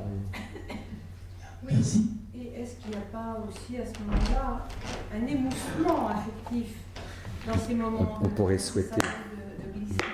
Et je suis comme Daniel Levy, moi je trouve qu'on aborde là les aspects. On aborde là les aspects, je parle d'émoussement affectif dans ces moments de syndrome, enfin dans ces tableaux de syndrome de glissement, c'est une hypothèse, hein, je ne sais pas une réponse de tout, c'est une façon de vous répondre, monsieur.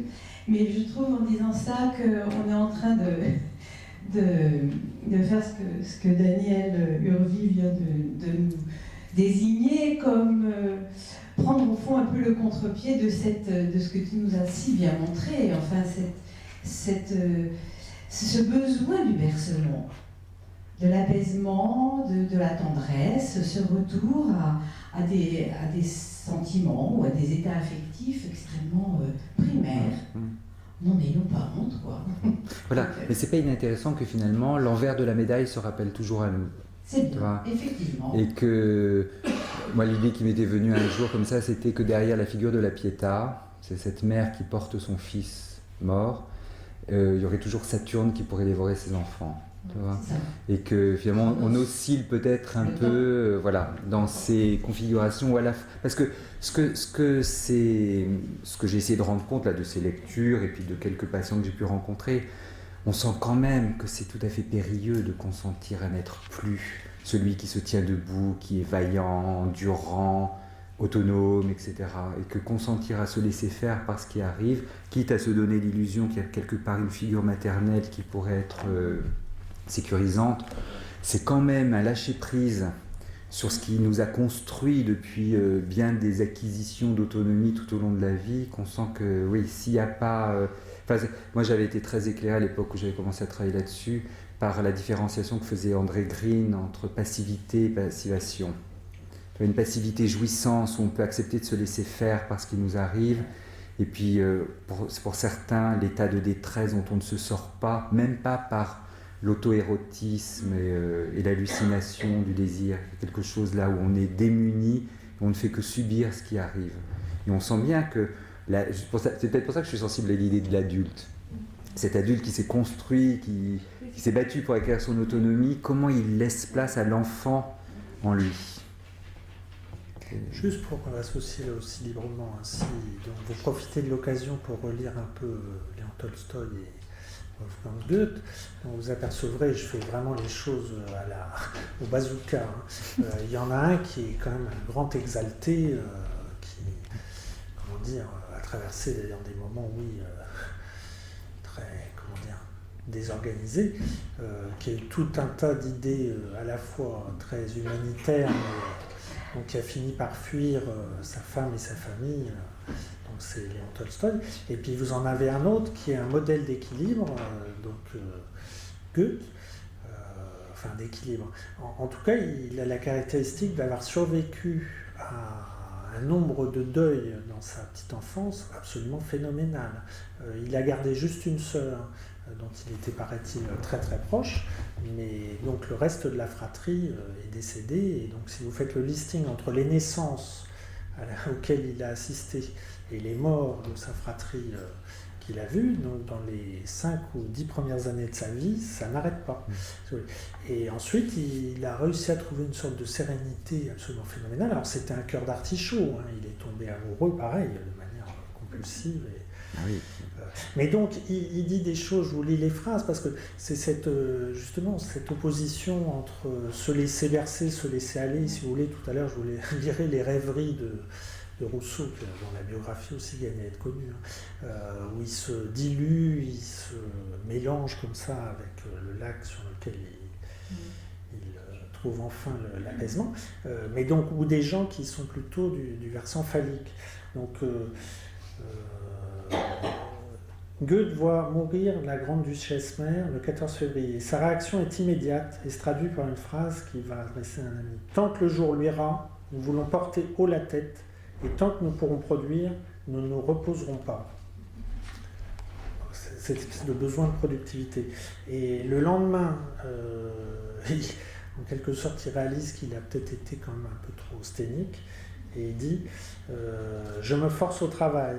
Il le faut pour que je conserve le dessus et que je supporte cette séparation subite. La mort est quelque chose de bien étrange. Malgré toute notre expérience, quand il s'agit d'une personne qui nous est chère, nous croyons la mort toujours impossible. Et nous ne pouvons y croire. Elle est toujours inattendue. C'est pour ainsi dire une impossibilité qui tout à coup devient une réalité. Et ce passage d'une existence qui nous est connue dans un autre monde dont nous ne savons absolument rien est quelque chose de si violent que ceux qui restent ne peuvent s'empêcher de ressentir malgré eux un profond ébranlement. » Voilà. Oui, il m'est venu en tête la conception orientale du temps d'un an un peu cyclique, et je me demandais si du coup, par rapport à cette vie, cette mort qui se reçoit beaucoup plus facilement dans ces pays-là, si vous pensez qu'en termes de vie psychique, il y a quelque chose qui peut se faire plus facilement de ce passage-là. Je ne saurais pas vous répondre. Vous avez des idées? Non, mais c'est vrai que je me disais, même au Vietnam, se faisait très facilement le fait d'avoir les cercueils dans le salon pendant très longtemps, et qu'on valorise énormément plus les ancêtres, alors ils sont peut-être plus portés, on va dire, sociétalement, donc je me demandais si psychiquement il y avait quelque chose qui se rejouait différemment. Je suis sûr que culturellement, il y a des effets sur la façon de concevoir la vieillesse, la mort et le rapport aux morts. Ça, indéniablement. Après, la diversité des situations culturelles, ma non-connaissance de ce domaine m'empêche de vous répondre. Mais oui, je suis sûr qu'il y a des choses à creuser de ce côté-là. Indéniablement.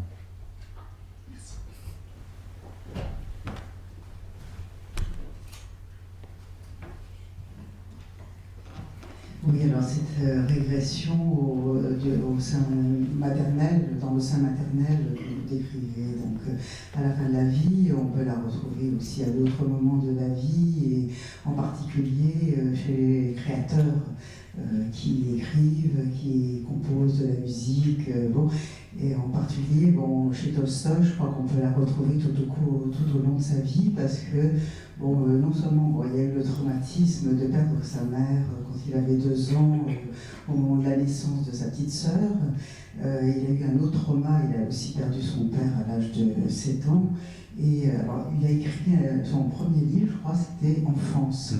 Et il y a un chapitre qui s'appelle « Ressusciter maman », où il la ressuscite, on la revoit vivante, etc.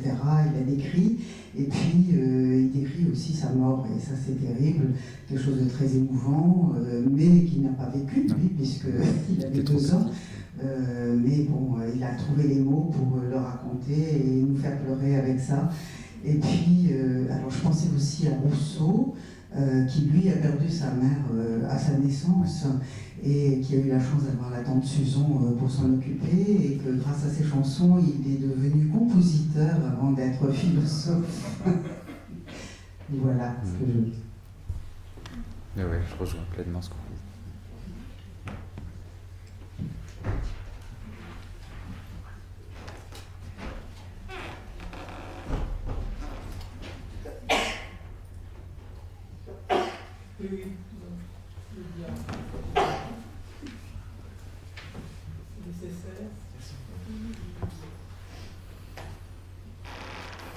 Merci. Dans les années 70, j'ai assisté très souvent à des discussions entre tenants de l'attachement qui se faisait via le sein de la mère, et puis qui était nécessaire comme, disons, élément primaire, et puis ensuite arrivait l'attachement, et on opposait à cela les thèses de Bowlby sur un attachement qui serait primaire, qui passerait par le sein du père, on pourrait laisser penser à cela, donc ce soit une analogie, mais je m'interrogeais sur l'être, la personne âgée, la personne âgée, l'adulte vieillissant, qui est en situation un peu de détachement, s'il n'y a pas un désir d'attachement, et puis un désir qu'on s'attache à lui. Et l'idée du sein maternel est intéressante, mais est-ce qu'on en est obligé de passer par là, ou est-ce que, comme les hypothèses de Bowlby sur l'attachement, on peut travailler cela sans passer par la question du sein maternel, le retour du sein maternel.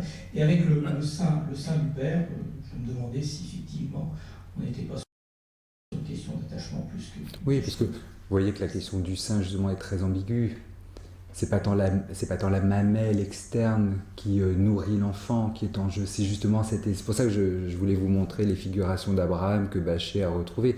Il y a à peu près, lui il a travaillé sur un corpus de 320 images qu'il a pu retrouver dans des églises, etc. Où justement, moi c'est pour ça que je trouvais ça extrêmement intéressant, parce que j'ai l'impression de lire Winnicott en lisant Bachet. Vous voyez, sur cet espace comme ça, d'un corps-vêtement, d'un espace devant la poitrine, où l'enfant, alors là en l'occurrence les âmes des morts, mais sont portées. Je pense qu'en effet il y a quelque chose de ce registre-là. Mais votre question me fait penser votre remarque me fait penser aux travaux de Michel de Musan sur le travail du trépas, qui est extrêmement intéressant parce que je ne sais pas bien, il explique pas bien quelle a été sa clinique pour qu'il puisse développer cette idée-là. Est-ce qu'il a travaillé en service de soins palliatifs ou pas? Mais il décrit comme ça ce débordement libidinal absolument phénoménal de certaines personnes rencontrées, donc alors qu'elles sont comme ça dans une confrontation à la mort qui semble quasi imminente, où il y a avec des soignants, il insiste sur l'idée que ce n'est pas forcément des gens connus, ce n'est pas forcément le conjoint justement qui est l'objet de cet hyper-investissement, où il y a une revendication de la personne qui va mourir, qui se sait mourir là prochainement, de ne former plus qu'un tout avec l'un ou quelques soignants. Et quelque chose comme ça qui il témoigne de la force libidinale extrêmement impressionnante de ces personnes qui, alors là peut-être ne renoncent pas et en même temps vivent là quelque chose qui peut-être est tellement magistral que ça ne peut pas se vivre comme tel dans la vie de tous les jours.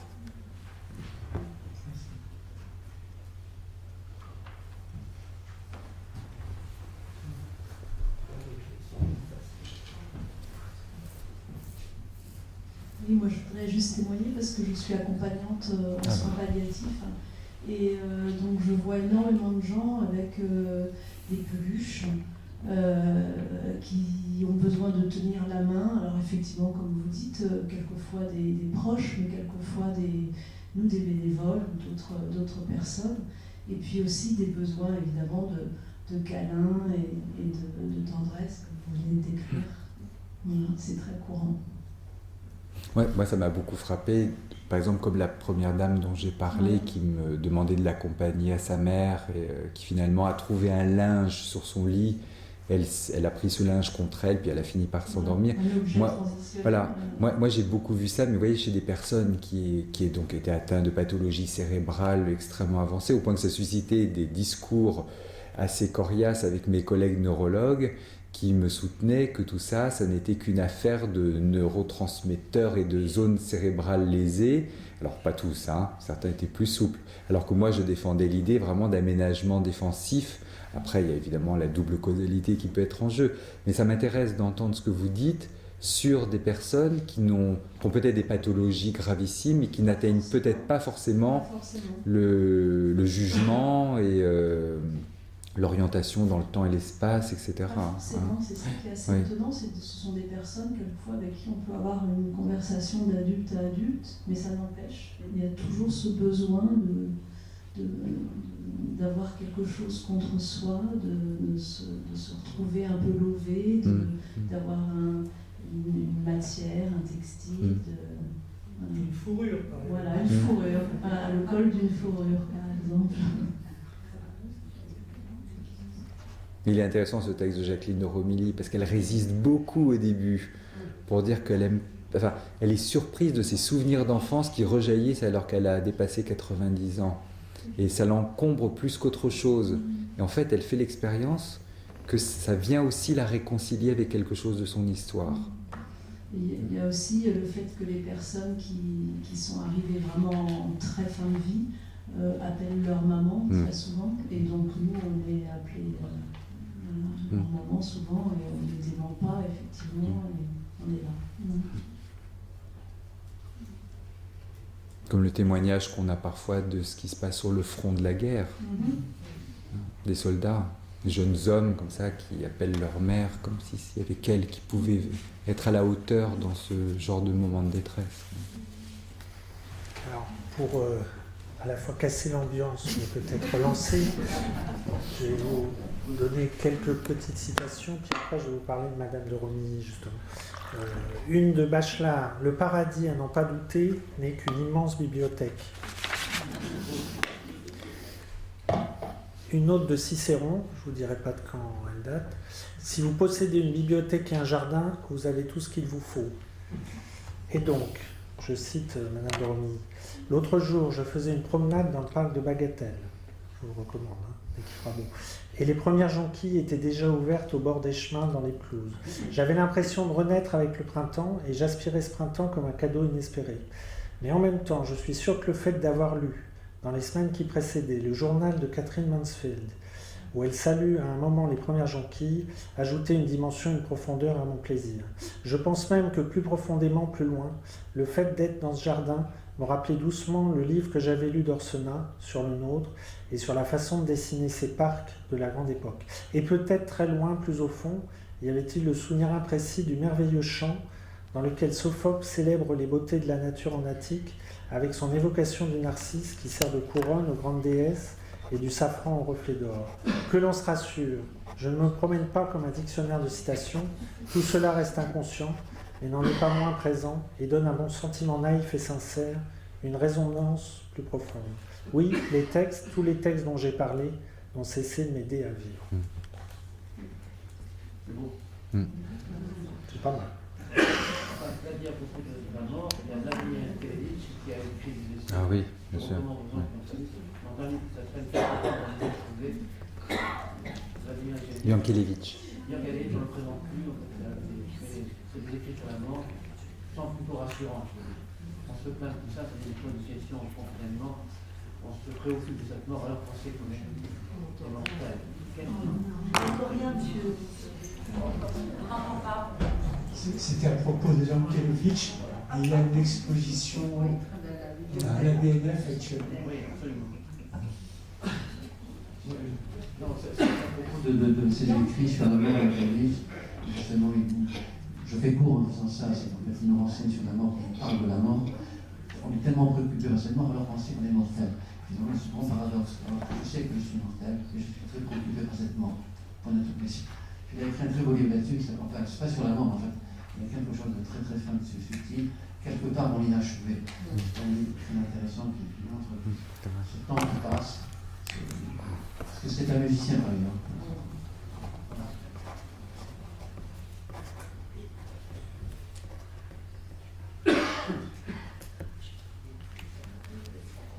Mais le fait, juste pour rebondir aussi sur la question de... J'ai oublié. Oui, allez-y. Non, allez-y. J'ai oublié de parler de Goethe tout à l'heure, parce que Goethe a donc écrit 4 fois Faust. Il l'a réécrit pour la 4e fois, il avait, je sais plus de 70 ans. Et donc c'est après un amour déçu avec une très jeune fille. Seulement. Lui, il avait plus de 70 ans, elle en avait une vingtaine. Et même pas, elle avait 17 ans. À 17 ans, oui, 17 ans. Et donc, à la suite de ça, il a écrit son 4e Faust. En fait, il y a eu un scandale tout à fait terrible, pour ce que j'en sais. Je ne suis pas du tout un spécialiste d'aucun de ces... C'est à Marienbad, il est tombé fou amoureux de... Alors, je ne sais plus comment elle s'appelle cette jeune fille, mais il avait aimé la mère Comme Hélène de Troyes. Ah, peut-être. Il avait aimé la mère quelques années auparavant, il est tombé sous le charme de cette très jeune, et surtout, il s'est déclaré. Et ça a fait scandale au point que les enfants de Goethe ont été absolument ulcérés, que ce grand homme de son époque se soit comme ça vautré dans la débauche. Et il paraît que Goethe s'est justement déprimé de ses réactions alors que lui présentait un amour d'une très grande fraîcheur à ses yeux, et qu'en effet il s'est replié chez lui et qu'il a écrit son dernier Faust.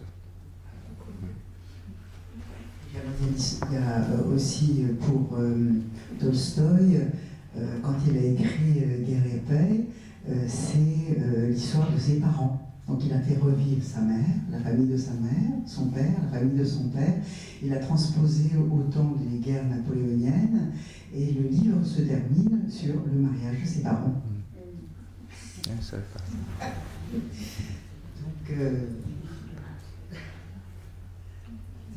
c'est un peu plus réjouissant que d'arriver à la fin de la vie. Prenez le micro, sinon on ne va pas vous entendre. Là. Woody Allen nous rassure en disant que l'éternité s'élance surtout à la fin. Mais... Ça nous rassure, je crois.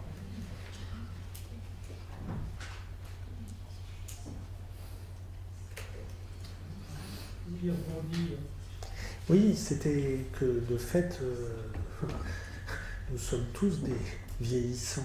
On vieillit à partir du moment où on est conçu. Donc c'est vrai que dans tout ce que j'ai lu là, de Benoît Vernon, il y a de fait cette idée que là, il parle d'une certaine tranche d'âge, on va dire chronologiquement datée ou administrativement datée, mais tout ce que vous dites peut être vu comme un fil permanent. Mais on n'emploie pas les mêmes mots, justement. Hein. Grandir, mûrir, vieillir, on ne les emploie pas forcément aux mêmes périodes de la vie. Même si nous, on sait qu'on est pris dans ce processus-là, dès la naissance. Oui, mais on parle d'involution, encore une fois, c'est adultocentrique. Ah, bien sûr. Si on est du côté de celui qui est en phase d'involution, ce qui n'est pas très agréable de se faire d'entendre ça, non, il est dans une maturation. Non, mais pourquoi pas, il y a quelque chose qui peut être assez vexatoire. De la même façon, on vit une époque où donc de plus en plus, nous aurons une très très longue période qui consistera à pouvoir jouir de tout un tas d'activités comme ça. Et voilà, alors on appelle ça la retraite, mais parce que voilà, c'est le terme communément admis, c'est le terme qu'on utilisait au XXe siècle, mais il y a des gens qui parlent de l'âge de la longévité, ou il y a une façon de voir ça qui peut-être nécessite un nouveau vocabulaire. Alors, dans ce que vous écrivez, on sent bien que vous êtes fidèle aux sources, vous citez à juste titre Sigmund et compagnie, mais voilà, il y a beaucoup de perspectives qui s'ouvrent, enfin et encore une fois, c'est pas parce que ce serait un temps étal, ce serait pas parce que ce serait un temps aconflictuel ou parce que des peluches, je pourrais vous dire qu'il y a beaucoup de gens de nos âges qui continuent à en avoir à proximité. Enfin, en tout cas, en pédopsychiatrie, on est obligé de reconnaître qu'on est assez porté sur ces choses-là. Alors c'est vrai que, comme vous l'avez dit, il y a une sorte de pudeur et puis une sorte de règle, on va dire, sociétale qui consiste à ne pas trop s'épancher, ou alors c'est l'extime, on parle Tisseron. On a l'impression que oui, si c'est devant une caméra, devant des millions d'inconnus, là on peut sur Internet, on peut déverser. Mais que sinon, oui, il y aurait une sorte d'interdit de nommer des besoins, oui, qu'on peut appeler infantiles. Non, c'est des besoins de tact, c'est des besoins de chalimard. Voilà. Cela dit, quand même, le vieillissement fait très peur. On vit dans une société, quand même, il faut quand même se rendre à l'évidence. On vit dans une société qui, quand même, aujourd'hui, la chirurgie esthétique, si elle est présente dans tous les esprits, y compris chez les très jeunes, que ce soit au Brésil, que ce soit dans le monde, on voit ça chez les plus jeunes, 10-20 ans, 21 ans, 25 ans. Non, je veux dire, cette quête, alors je ne dis pas de la mort, mais cette quête quand même, le vieillissement, les rides, la peau qui se frit, on bref, ce sentiment, effectivement, bon, quelque chose qui ne va plus, qui se dérègle comme ça. Cette quête, là on rejoint Faust dans le parc. Cette quête de genille, c'est en permanence. Alors qu'est-ce qui fait que le vieillissement, c'est même qui installe sociologie. Est-ce que vous pouvez donner le micro, parce que je pense que le monsieur ne va pas être entendu, s'il vous plaît. Une quête comme ça. Cette quête en permanence de ne pas vieillir. Et puis cette chirurgie esthétique qui semble venir finalement au secours de ce vieillissement? Qu'est-ce qui fait que de plus en plus jeune, on a peur de vieillir? Et de quel vieillissement s'agit-il? Est-ce que c'est la mort? Je ne suis pas sûr. Est-ce que c'est autre chose encore? De plaire, de ceci. En tout cas de vieillir. En tout cas de montrer un visage jeune. Voilà. Moi, je suis assez sensible à ce que vous dites. Je pense que vraiment la question du vieillissement, c'est toute une histoire de rapport de force entre ce qui se construit toujours, ce qui se déconstruit dans la vie psychique, et ça, on n'attend pas de vieillir pour le vivre. Vous voyez. Moi, celui qui m'a beaucoup éclairé là-dessus, il m'a beaucoup stupéfait parce qu'il a écrit ce que je vais vous citer, si j'arrive à le retrouver de mémoire, à seulement 26 ans. C'est Paul Nizan, qui plaît beaucoup à ceux qui travaillent avec des adolescents, parce que c'est lui qui avait écrit, il commence son Aden Arabi avec « Je ne permettrai à personne de dire que l'adolescence est le plus bel âge de la vie », je crois que c'est ça. Hein. Et dans ce livre-là, il dit, alors il faut que je vous le retrouve, il dit que la mort comme fin de vie, bon oui, c'est pas très drôle, mais que c'est pas ça trop le problème. Il dit la mort, ce qu'elle est vraiment, c'est quand un homme ne pense plus que les autres le pensent et ne se pense plus. Et ça, quel que soit l'âge, je pense que justement, enfin moi c'est ce que j'essaie d'écouter quand mes patients, quel que soit leur âge, c'est justement est-ce qu'ils se pensent toujours un peu, est-ce qu'il y a toujours possibilité pour eux de penser qu'on les pense, à défaut qu'ils arrivent à se penser. C'est toute la... J'aime beaucoup cette métaphore de Pontalis qui n'a pas beaucoup travaillé sur la question du vieillissement, mais dans un de ses livres, je ne sais plus lequel c'est, je crois que c'est Ce temps qui ne passe pas, mais je ne suis pas sûr. Il fait écho à la métaphore des ruines, en disant qu'il y a des ruines qui sont des ruines de désolation consécutives à des guerres, à des désastres, etc. Et qu'il y a des ruines qui sont des ruines de nostalgie qu'on va visiter très volontiers parce qu'elles témoignent d'un temps passé et qu'on les aime justement parce qu'elles ne sont plus intègres comme avant. Et qu'on a du plaisir à visiter ces ruines-là, alors qu'il y en a d'autres, au contraire, qui nous angoissent absolument. Alors, c'est toujours compliqué de parler de ruine, parce que le mot ruine, ça renvoie quand même, quand on dit de quelqu'un que c'est une ruine, c'est jamais de bonne aloi. Mais dans mon fort intérieur, voilà, dans l'écoute que je peux avoir de mes patients, qu'est-ce qui, de cette ruine de dévastation, ou au contraire de cette ruine qui est noble de ce qu'elle a été, et n'est plus parfaite, n'est plus comme avant, mais ce qu'elle est toujours, eh ben, ça continue d'être vivant et visité justement par une vie psychique intérieure. C'est cet équilibre-là que j'essaie de cerner dans les gens que je rencontre.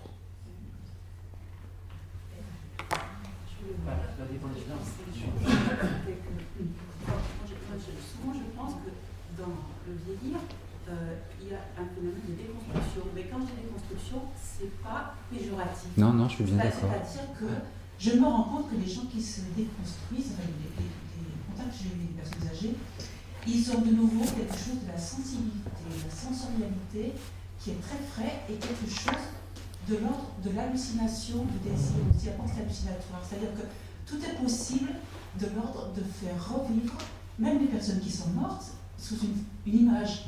Je me souviens aussi d'une personne âgée qui y arrive. Une personne l'a visité avec un bouquet d'hortensia, et à ce moment-là, elle a dit « mais c'est ma sœur ». Sa sœur vraiment, mais pour elle, c'était comme si, de façon hallucinatoire, mais c'était riche du coup, parce que ça amenait une espèce de fantaisie et d'imagination, de monde imaginaire, où tout était possible. Le temps était déconstruit, mais c'était riche en fait, de possible. Ah, je suis tout à fait d'accord. Je pense que je pense que cette déconstruction. Mais je pense que ces hommes et ces femmes dont je vous ai parlé, qui vont pas si mal que ça, hein, somme toute. Mais je pense que c'est parce qu'il y a quelque chose qui s'est déconstruit en eux, justement, de la conviction que pour être au monde, il faudrait être droit, performant et endurant. Que justement, il y a quelque chose de ces positions identificatoires là qui ont pu s'assouplir pour que quelque chose d'autre puisse être vécu. Oui, et du coup, un renoncement à la maîtrise, par rapport à ce que vous disiez, finalement, à ne pas vouloir vieillir, on est dans la réalité, on est dans la maîtrise, de ne pas vouloir vieillir physiquement, de se transformer physiquement pour rester toujours jeune. C'est finalement appauvrissant, quoi, de montrer cette faciès où finalement on est jeune sans être jeune. Alors que là, c'est quelque chose de fascinant, d'accepter de... Enfin, c'est même pas accepter de vieillir, ça ne se passe pas dans la pensée. C'est quelque chose qui se déconstruit, mais qui va vers plus de richesse au niveau sensibilité, sensorialité, et que cette capacité hallucinatoire, je crois que l'enfant, cette étape-là de le fonctionnement hallucinatoire du désir, c'est-à-dire quelque chose de peut se fantasmer et se vivre comme si c'était vrai en fait. Mais toute la question, et ça je n'arrive pas à le discerner de façon assurée, c'est qu'est-ce qui des ressources psychiques garantit quand même un tant soit peu de protection contre l'angoisse quand les choses se déconstruisent. Je vais vous donner une petite vignette clinique qui m'a beaucoup marqué quand j'étais un jeune psy. Une patiente, non, j'étais même pas encore diplômé, je faisais mon stage. J'étais dans la salle de vie du service de soins gériatriques où je faisais mon stage. Et je m'essayais à mes premiers entretiens avec une dame qui ne pouvait pas se déplacer facilement. On avait réussi à se mettre quand même dans un coin. C'était un lieu où il y avait du passage, mais on parlait tous les deux dans notre coin. Et cette dame avait dans l'idée, je me souviens, elle avait 92 ans et elle pensait qu'elle en avait 12. Elle disait, j'ai 12 ans, et elle disait qu'elle attendait sa mère, qui allait lui apporter son goûter. Et moi, vous voyez, jeune psy en formation, je me disais, mais après tout, pourquoi pas ? Plutôt que d'être ce que je savais dans le dossier, une femme qui est veuve, qui n'a pas d'enfants, ou si elle avait des enfants, elle n'avait pas de visite, elle était dans un établissement gériatrique au cœur de Paris. Il n'y avait que les soignants qui savaient en gros que cette femme existait, qu'elle était là et qui était attentif à ce qu'elle aimait, etc. Je me suis dit, mais cette femme qui me dit qu'elle attend sa mère, qui va lui apporter son goûter, eh bien pourquoi pas. À ce moment-là, l'aide-soignante arrive avec le plateau repas. Et moi je me suis dit, il y a une continuité, la figure maternelle allait apporter le petit pain au chocolat, et là l'aide-soignante, en plus une fille remarquable qui... très délicatement, saluant la patiente, s'excusant de nous déranger, apporte le plateau repas, explique à la dame ce qu'il y a dans l'assiette, et elle déchire le petit sachet de fromage, et elle se met à hacher la viande qu'il y a dans l'assiette, ce que sa dame ne pouvait plus faire. Et moi, je me souviens de m'être dit, là, il y a une continuité maternelle, je vais pouvoir, moi, partir. Et là, je vois la patiente se figer devant les mains de l'aide-soignante qui découpait la viande. Et là, la dame fait ça, elle s'arrête, elle me regarde, et elle me dit, vous avez vu où j'en suis ? On me coupe ma viande. Et là, je me suis dit, mince, elle a atterri. C'est que, vous voyez, ça, je ne sais pas comment le qualifier, son délire, sa rêverie, son illusion, sa fantaisie de n'avoir que 12 ans, et qui était une conviction forte, c'est une conviction qui revenait chaque jour. Et bien là, je me suis dit, il s'est passé quelque chose dans l'agir pourtant extrêmement fin de cette aide-soignante. C'est pas comme si elle avait, vous voyez, en disant à la dame, allez, vous vous démerdez, vous coupez votre viande. Pas du tout, au contraire, c'était fait avec un liant fabuleux. Et bien malgré ça, la dame, parce qu'on lui a coupé sa viande, ça lui a signifié qu'elle ne savait pas le faire. Pourtant, l'aide-soignante ne l'a pas éduquée au sens, mais non, mais c'est pas ça. Elle était très bien, cette soignante. De laisser vivre cette expérience comme si elle avait 12 ans, en quelque sorte. Ben oui. Mais de toute façon, personne ne lui disait que ce n'était pas le cas. Oui. Ça aurait été d'une violence terrible que de lui dire que ce n'était pas le cas. Ce qui aurait été terrible, c'est si elle se lamentait que sa mère ne vienne finalement jamais. Vous voyez ? Ce qui n'était pas le cas non plus. C'est plutôt les proches qui sont à raisonner, puis à ramener la réalité, et à faire du tomber la réalité. Mais vous voyez, la déconstruction chez cette dame, qui était imputable en grande partie à un démantèlement de la psyché dû à sa maladie d'Alzheimer, ça ne lui permettait pas de faire tenir ce bon objet recréé dans sa réalité. Ça ne lui a pas permis de faire tenir ça de façon durable. C'est une expérience qui m'a... J'avais, je sais pas, 19 ans à l'époque. Ça m'a absolument marqué. De me dire, mais qu'est-ce que c'est fragile, finalement. Oui. Pourtant, la conviction, elle était forte. 12, j'ai 12 ans, j'attends ma mère qui va m'apporter mon goûter. Et très confiante. Pas du tout abandonnée ou perdue. Très confiante. Et pourtant, la déconstruction, là, ça rend modeste et ça montre, oui, qu'il y a un processus de désillusionnement dont nous ne sommes pas maîtres, puisque c'est elle seule qui le métabolise et en fait il se produit à son insu. C'est un très très bel exemple de tout ce que vous écrivez dans votre livre, comme quoi, oui, on avance en termes de savoir, mais finalement, est-ce que pour autant on peut téléguider l'esprit d'autrui? Ben non, il suit son chemin et voilà. Il y a cette capacité d'illusion quand même, hein, une sorte d'omnicote, effectivement, mais qui finalement ne tient pas. Mais est-ce que c'est pas la réalité qui revient comme un boomerang en fait, et qui annihile quoi, cette réalité Oui, alors je vous dis, la réalité aurait pu être articulée à ce qu'elle s'était créée comme néo-réalité, et ça n'a pas tenu.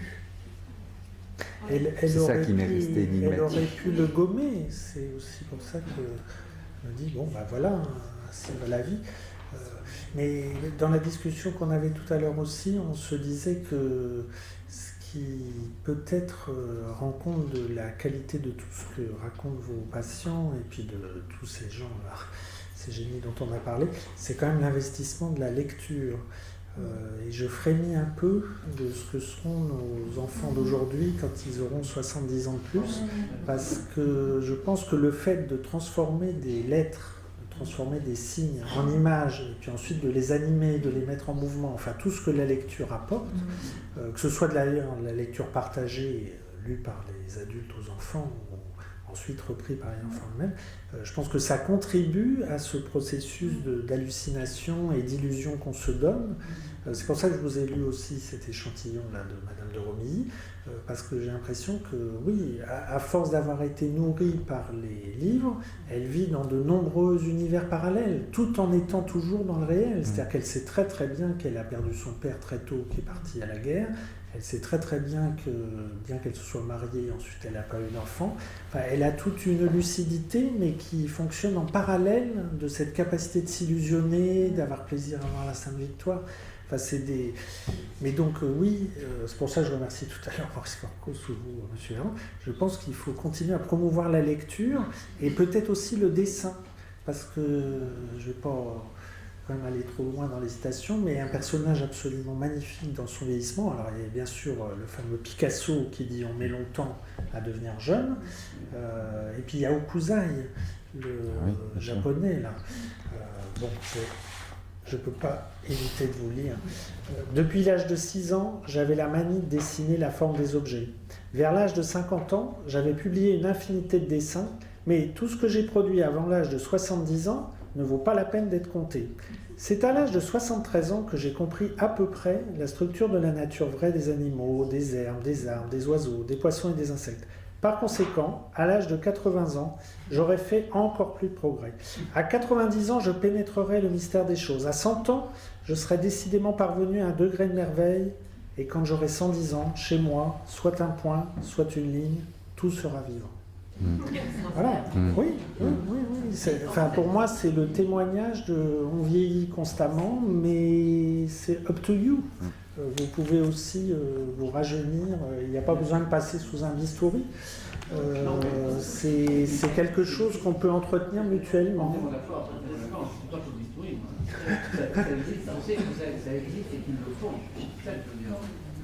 Il y a de plus en plus d'ingénieurs et de non-ingénieurs. Il y en a de plus en plus. Et oui, j'en parle parce que je fais partie d'une association qui s'appelle Hold Up. Et justement, nous faisons une étude sur les non-ingénieurs en ce moment. Bon, alors, comment rester il y a un certain nombre de non-ingénieurs qui restent à domicile et qui vivent pas trop mal. Mais l'essentiel, c'est quand même de maintenir le lien social, les liens affectifs. Sinon, on devient isolé et là, il se pose beaucoup de problèmes. Ce que vous aviez évoqué tout à l'heure, des expériences de crèches et de maisons de retraite extrêmement intéressantes. Ce qui se fait aussi dans certaines structures, dans la création de petites résidences, c'est de garantir, quand il y a des petits logements, des petits immeubles, c'est de garantir que certains de ces appartements seront réservés à des personnes âgées qui habiteront au milieu des familles, plutôt que de faire des foyers logements pour les vieux et des résidences pour les familles. Sur notre intersecteur, dans le 6e arrondissement de Paris, il y a un grand souci d'essayer que les étudiants puissent aller dans les grands appartements haussmanniens où peuvent vivre des gens extrêmement riches d'un côté, mais extrêmement esselés de l'autre. Oui, il y a beaucoup de... Il y a beaucoup à faire. Oui. Et je crois que ce que dit vraiment M. Hergon, qui a à retenir, c'est la nécessité du respect et la nécessité de bien les écouter pour essayer d'affiner au maximum nos positionnements. Parce que mieux on arrive à évaluer ce qu'on peut appeler leur potentiel. C'est vrai que moi qui travaille avec des enfants, c'est des termes qu'on a constamment. Ces fameux enfants à haut potentiel, là, comme si on avait un bas potentiel, c'est affreux.